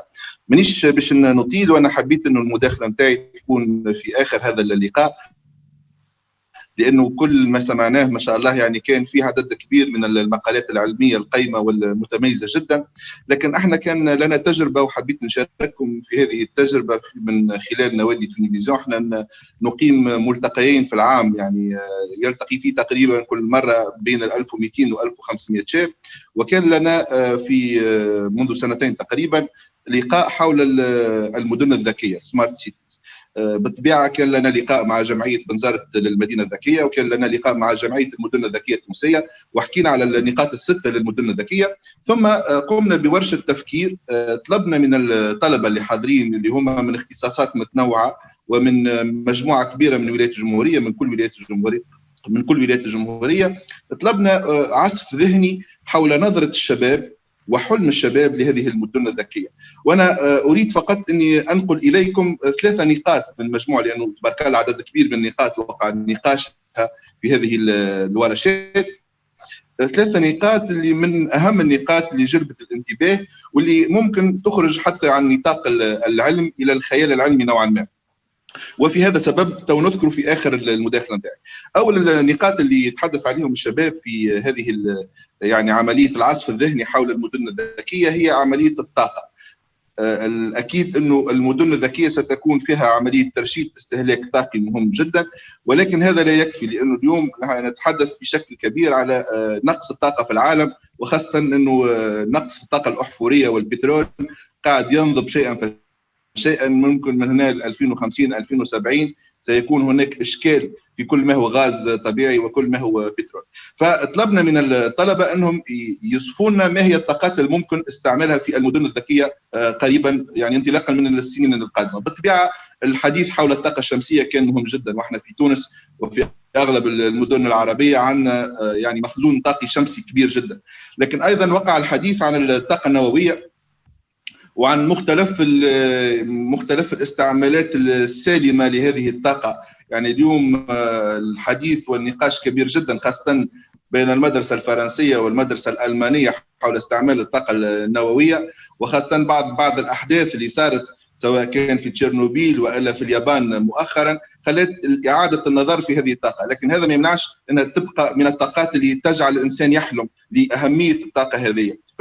عدد كبير من الشباب تحدث عن كيفية وضع هذه الطاقة أكثر سلاما وأكثر يعني سيف، أكثر يعني سهلة الاستعمال ويعني بكل بساطة. كيف وقع الحديث عن الطاقة المائية واستعمال الموارد المائية، خاصة البحر وامواج البحر في توليد طاقات جديده. لكن اللي شد الانتباه نتاعي انه بعض الشباب توجه للعوده الى مفهوم قام به عالم معروف جدا هو نيكولا تسلا. العالم هذا انشا مفهوم الطاقه الصفر في اول القرن العشرين، وقعد نوعا ما حلم انرجي زيرو او الطاقه الصفر اللي هي منطلقها هو محركات كوانتيه. وعدد اليوم كبير من مراكز البحث في العالم قاعدين يشتغلوا على هذه المحركات، من اهمها بالطبيعه الولايات المتحده الامريكيه، الصين، اليابان، ولكن اليوم الهند يشتغلوا بشكل كبير على مبدا الطاقه الصفر وانطلاق محركات. يعني اليوم موجوده حتى في الاسواق بعض المحركات الصغيره اللي تستعمل طاقات كهرومغناطيسيه بسيطه لتوليد طاقه لا متناهيه ودون ثمن باهظ. هذه الطاقه تعتبر نوعا ما حلم عند الشباب، طاقه تقريبا تتكلف صفر. واهم من ذلك نيكولاس تسلا قام بمفهوم اخر اسمه هارب، اللي هو نقل الطاقه من خلال الذبذبات، يعني بدون استعمال سيمي كوندكتورز او اسلاك كما هو شائع اليوم في وسط العالم.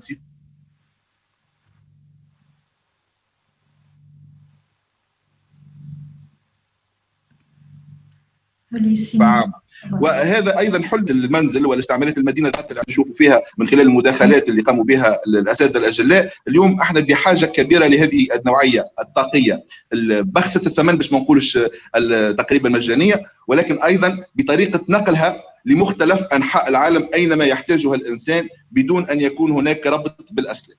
هذا من ما يخص الطاقه. النقطه الثانيه اللي اريد نقل بعض التفاصيل البحثيه او التفكير اللي صار عليه من خلال منظمه فيزيون هي المواصلات. وبالطبيعه كيف نحكيو على مدينه ذكيه، من اهم الاشياء اللي نحكيو عليها هي المواصلات الذكيه.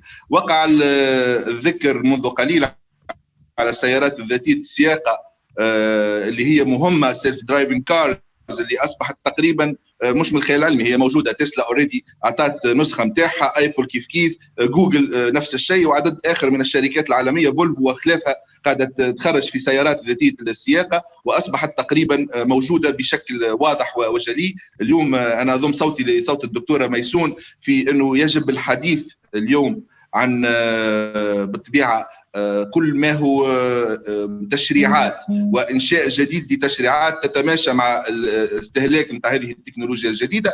الحديث أيضا عن الطائرات المسيرة أو الدرونز، واليوم عدد كبير من الاستعمالات خاصة بالتكنولوجيا المعبأة اللي موجودة معناتها التكنولوجي اللي موجودة اليوم في جيل جديد من الطائرات المسيرة، واللي يخليها قادرة على أنها تقوم بأشياء متميزة ومتميزة جدا. نحكيه اليوم والتجارب قاعدة جارية في دبي على التاكسي الطائر. ولكن الشباب تحدث برشا على الهايبر لوب. هايبر لوب هذه الكبسولات الجديدة اللي إيلون ماسك قاعد يجرب فيها في الخليج العربي، واللي تعتبر جيل جديد من الناقلات. وتم في الأسبوع اللي فات أول تجربة بحضور بشر في هذه الكبسولات، وبلغت السرعة أكثر من 1000 كيلومتر في الساعة، اللي هي حاجة متميزة جدا. لكن ما استرعى الانتباه في هذه النقاشات هو الحديث على التيلي ترانسبورتيشن أو الانتقال التخاطري، أي أن المادة تنتفي في مكان ما لتعود أن تتشكل في مكان آخر تماما. بالطبيعة هذا شفناه في عدد كبير من وسائل أو أفلام الخيال العلمي إلى غير ذلك، إلا أنه من خلال عملية البحث في هذه الورشات لقينا أنه عدد كبير من ورشات الR&D اللي موجودين في يعني جامعات عالمية تشتغل بالفعل على تقنيات التيلي ترانسبورتيشن. ولحسن الحظ، ما نعرفش، هذه معلومة مهمة جدا، في أواخر السنة اللي فاتت 2019 شركة صينية توصلت إلى نقل موليكول ب3 أمتار بتقنية التيلي ترانسبورتيشن. لهنا تفتح آفاق أخرى كبيرة لعملية الانتقال من مكان إلى مكان. ونحكيه على انتقال من مكان إلى مكان مش فقط بين المدن، بين العوالم أيضا. وهذا ما يأتي على النقطة الثالثة حتى لا أطيل، اللي هي أين ستكون هذه المدن الذكية.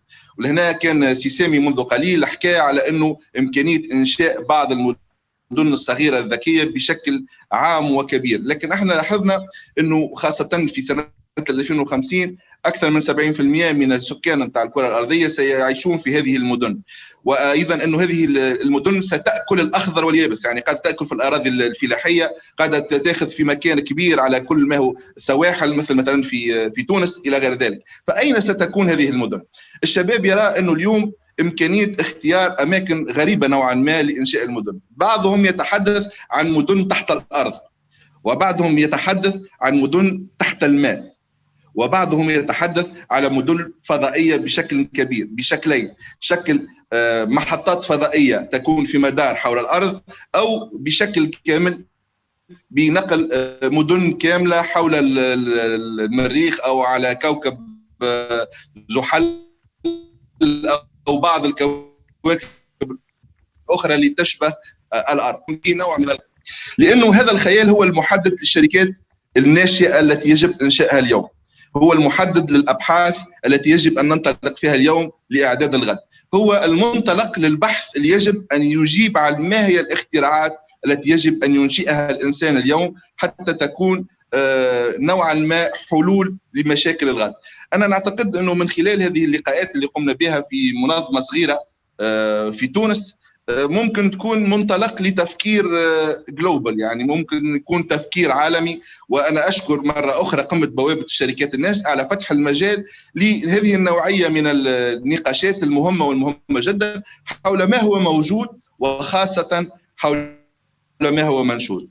إذا أنا نعتقد أنه كما كان في وقت من الأوقات جول فيرن منطلق للبحث الخيال العلمي والمناطيد والغواصات اللي تسبح 20,000 قدم تحت الماء ثم تحت إلى حقيقة ملموسة نعيش عليها، البحث الإبداعي والتفكير الإبداعي مع بعض حتى يكون مثل هذه اللقاءات منطلق لفكر آخر وبحث آخر ولربما اختراعات نراها مع بعض من هنا من هنا إلى بعض السنوات.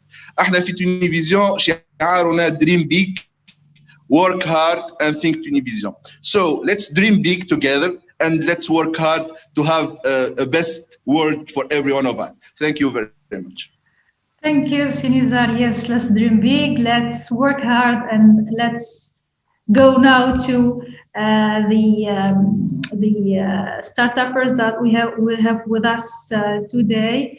I really thank you very, very much, our speakers, webinar 3 speakers, really very attractive, very valuable speech I heard today, and all of us who are with us here in this webinar. Really, I thank you for the valuable information you gave us.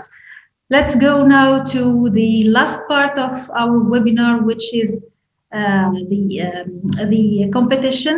Our competition here, the Smart Community Solution Challenge, where we have 3 startuppers that will pitch and introduce their startup to us. We will take first Wale Mula, We Settle.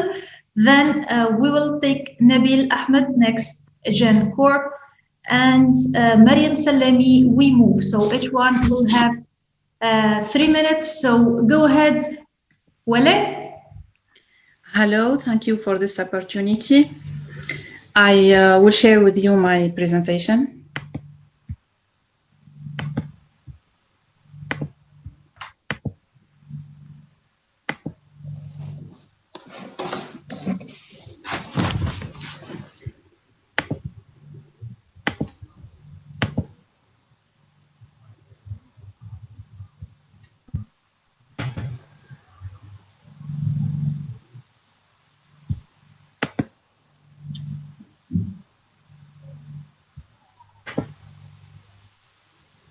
Do you see?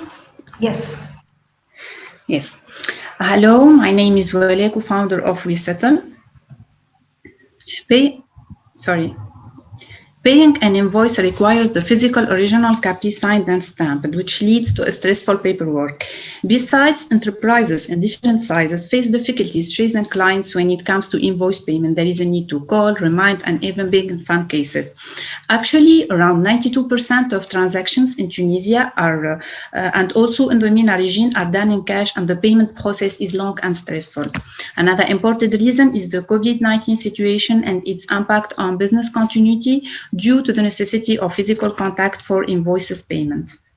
So our solution helps micro, small, and medium enterprises better manage their invoices digitally and allows them to collect payments electronically, mainly through our integrated API within banks' online portals and mobile applications, but also via bank cards. Besides, users could monitor their invoices and payment states in real time without any manual action. So our solution is cloud-based, accessible via web as mobile application, but also as an API to be integrated in companies' existing ERPs. It is super easier with our solution. So first you upload your invoice, no matter what the template is. Our intelligent OCR tools extracts required data quickly. Second, you validate and sign your invoice electronically if need be. Third step is to create a payment request for your invoice and to share it with your client in one click. Finally, your client pays you. Did you hear me? Please go slowly, please, that the translators can translate what you are saying. Sorry. Yeah, go slowly. Just go slowly. You are doing well. Just go slowly. Sorry. Yeah, go ahead. D'accord. So, paying an invoice. I start from this one. Yeah, go slowly. Just speak slowly. D'accord. Paying an invoice requires the physical original copy signed and stamped, which leads to a stressful paperwork. Besides, enterprises in different sizes face difficulties raising clients when it comes to invoice payment. There is a need to call, remind, and even beg in some cases. Actually, around 92% of transactions in Tunisia are done in cash, and the payment process is long and stressful. Another important reason is the COVID-19 situation and its impact on business continuity due to the necessity of physical contact for invoice payment. So our solution helps micro, small, and medium enterprises better manage their invoices digitally and allows them to collect payments electronically, mainly through our integrated API with InBank's online portals and mobile applications, but also via bank cards. Besides, users could monitor their invoices and payment states in real time without any manual action. So our solution is cloud-based, accessible via web as mobile application, but also as an API to be integrated in companies' existing ERPs. It is super easy with our solution. So first, you upload your invoice, no matter what the template is. Our intelligent OCR tool extracts required data quickly. Second step, you validate and sign your invoice electronically if need be. Third step is to create a payment request for your invoice and to share it to your client on one click. Finally, your client pays you via his online banking mainly or by card and wallet also for small amounts. So we offer a modular solution for suppliers as follows: Faturti for micro-sized companies and small businesses to manage their invoice digitally and to sign them electronically. Taswiya to request and manage invoice payments. Affariati premium solution that covers Faturti and Taswiya. So for payers, we provide an easy and secure way to pay invoices and bills, mainly through online and mobile banking. It is also possible to pay cards for small amounts. For Faturti, the invoice management solution, we apply a monthly subscription plan starting from 22 dinars. Next to that, we deduct a fee for each document signed electronically. Also, for invoice payment with Taswiya solution, our source of revenue comes from fees on transaction for the receiver based on the number of payment requests per month and the total amount of the invoice itself. Our fee starts from 1.2 dinars only. Looking at the market, we are targeting all enterprises and their clients in Tunisia at a first step and later in North Africa and the Gulf region. We talk about 770,000 enterprises, from which we are targeting 55,000 in the coming 5 years. In phase 2, we settle plans to target the North African market, mainly Morocco and Algeria, with a total value in digital payment of $6.5 billion in 2020. As a third step, we settle targets the Gulf region. We talk about $24.2 billion and more than 3.5 million enterprises in the full MENA region. So we have been working hard and making swift progress. We did partnership with public authorities for digital identification and electronic signature of invoices as per the related Tunisian regulation, partnership with banks for invoice payment via their online and mobile banking. Current discussions are ongoing with 4 banks, and we are targeting all national banks by end of 2021. We got our first 4 clients even before going to production. We are integrating our solution to manage a cumulated average of 16,000 invoices per month, which will get us to a monthly revenue of around $4,000 by the end of this year. We look forward to raising $300,000, and this is mainly for product development, for the bulk payment solution and our wallet technology, to hire more talents, and of course for an efficient marketing strategy. Our goal is to lead Tunisian market for invoice and bill payment and then move to the MENA one. So next month just to remind you that you have only 3 minutes. Just try to summarize and finish, please. You only have 3 minutes. You just sorry. I will.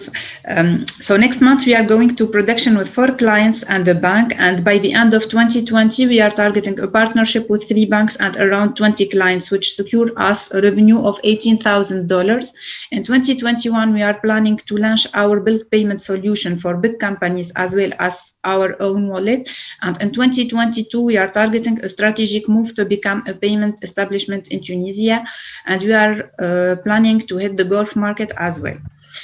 So the founding team consists of 4 members, Wael holding more than 10 years of international experience on financial services and in capital markets, myself, Moula Wale, COO, with an IT background, Jérémy Congelin, our financial risk advisor. He's a former trader and market risk manager holding more than 12 years of experience.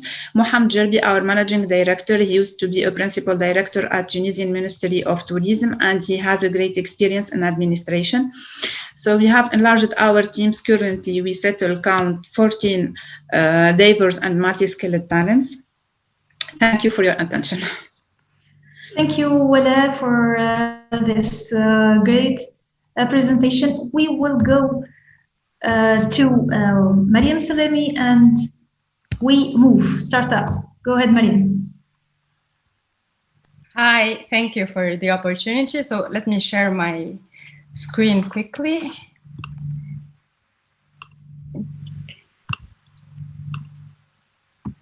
Can you see it? Yeah, go ahead. Okay, great. Okay, so I'm Mariam. I'm the co-founder of We Move. Our story started with one simple question: why don't people go to the gym? So for most of them, for them to do so, they first need to subscribe to a membership. And in most cases, this decreases their flexibility in training as they are tied to a limited location and activity type. They lose motivation and stop going. The membership also comes with the shares of financial commitment, as it involves paying an upfront price for a service they're not sure to fully use.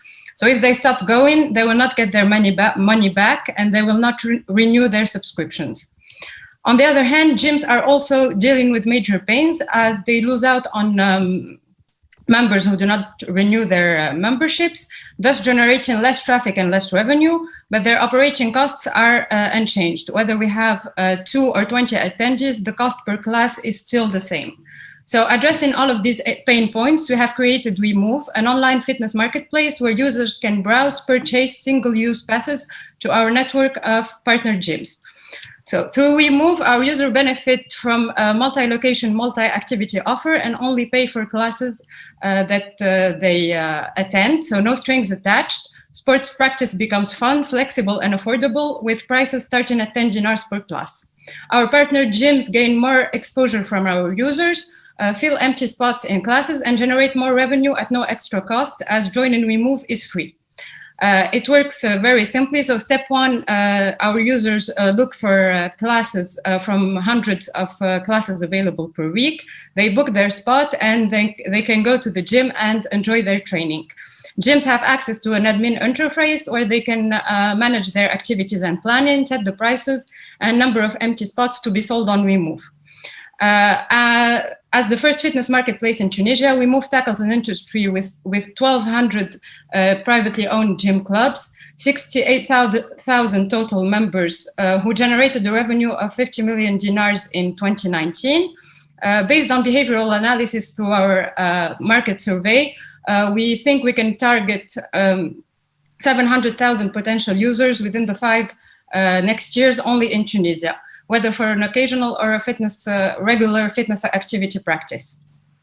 Competition-wise, we do not consider gyms as competitors, but as partners, because joining We Move will allow them to tap into a customer pool they have yet to reach. Personal trainers do offer the flexibility and diversity in training we are aiming for. However, they come at a higher price and availability is not always guaranteed. There are some key players on the global market who offer both B2B and B2B2C B2B and B2B2C models. So in B2B2C models, they offer their solutions as a corporate wellness program where employees do not pay for access or memberships upfront. They are only charged when employees actually go to the gym. As a starting point for WeMove, we will generate revenue from 20% transaction fee on average on each pass sold on WeMove. For future short and mid-term revenues, we are implementing strategies for B2B2C contracts, data analytics, advertising, and wholesale negotiation.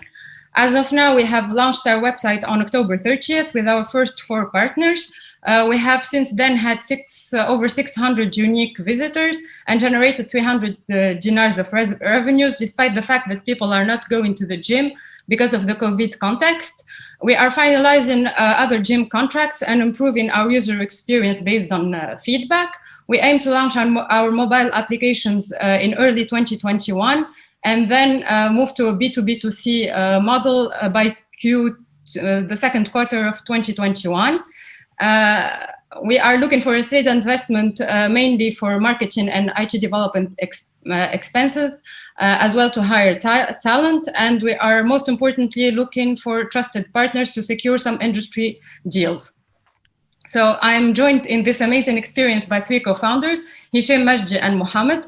The 4 of us have attended an EMBA together and have extensive and complementary experiences in business development, strategy, and sales.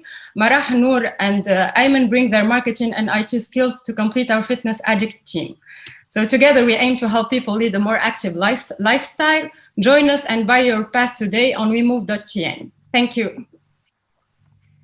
Thank you very much, Mariam, for this great presentation. We will have now Ali Bouslama and Kiwi Startup. Sorry, I just say it wrong the first time. It's Ali Bouslama and Kiwi Startup. Go, Ali, and good luck. Hi, everybody. I don't know if you are seeing me. Hi, do you listen me? We're just seeing you. Yeah, we listen. No video, but we can see your presentation. Okay, you are seeing my presentation or not? Yes, presentation. Okay. Yeah, it's okay. Okay, so first of all, I want to thank all the Startup Gate team for inviting our startup to join you. So I am Ali Bouslama, computer engineer, founder, CEO and founder of Kiwi Softwares. So the last year we are working on a web solution that we call it Kiwi Stock Lite. So what is it, Kiwi Stock Lite? It's a smart business management tool or software for small and medium companies and freelancers. So Kiwi Stock Lite, we prepared a demonstration, a presentation as simple as Kiwi Stock Lite. So Kiwi Stock Lite give you the flexibility to adapt the tool to your business and not the other way around. So I did a little schema. So Kiwi Stock Lite, it's an ERP, cloud-based. It will allows every company to manage their customers, also to manage providers, manage human resources, including salaries, attendance. It will also give the opportunity to the CEO of the company to manage all the expenses. Also the inventory of the company, sales, and invoicing. And finally, it will generate reports and statistics. We are working also on API like Google Drive for sharing the invoice that Kiwi Stocklight will generate. Also, we want to integrate PayPal, but we all know that now in Tunisia we don't have PayPal, but we want to work on it because we want to use it to sell our product to Europe and America also. So Kiwi Stocklight will improve the performance of the company, will help the company to increase their sales and reduce the expenses. Kiwi Stocklight is as a web cloud solution. We can use it anywhere, anytime, and on any device. So when you are a CEO, if he is working on his office, he can use his laptop, and if he is at home also, he can always be connected to the platform and see any statistic about his company. So our monthly plan, we have the monthly plan and annual plan. It depends. For example, as startup, we offer for new startups and for freelancers, they can use or order our starter plan. It's free, but for example, the storage it's only 1 GB. Invoices maximum are 25 invoices. Later we have when things go good for the entrepreneur who bought Kiwi Stocklight, he can the next year go to the silver plan or the gold plan, who have unlimited features. So for the demo, every person can see a demo of Kiwi Stocklight. He can create an account using his Gmail account and see access the platform for 14 days. And if he is satisfied, he will order. So Kiwi Stocklight really is the objective of what we want from Kiwi Stocklight is to connect companies. For example, we have many customers now. Sometimes they call to ask. It's really simple to use because many people, many CEOs buy some softwares to manage the company, but they are really complicated. So in Kiwi Stocklight, we offer really nice user experience. It's like to be using Facebook. I always say that to customers. It's like using Facebook, but for work. And actually, we know where we are, and we want really to. That's why we are happy to be invited to Startup Gate, because we want to. Ali, sorry to interrupt. Just yes. try to finish. You are in time off. Okay. I finished the presentation. Okay, thank you. Yeah, thank you, Ali. Thank you, Wale. Thank you, Mariam, for this great initiatives and this great work you shared with us today. We will, I will, with the panelists and organizers, send you the result of this session's challenge. So thank you, and I have to thank also all my speakers of today. I was really excited to share this webinar with you. So Dr. Bilal, Si Muaz, Madame Wasila, Dr. Maysoon, Si Semi, and Si Nizar, thank you very much. I want also to thank the organizers of Startup Gate Startup Gatex Virtual Summit. Thank you for this invitation and letting us speak in this webinar. So thank you and keep the great work up. We just finished the first day of Startup Gatex Summit, but we still have another day, other challenges of startups to see and to encourage in the second day. Thank you very much and nice evening for every one of you. Thank you too. Thank you. Thank you.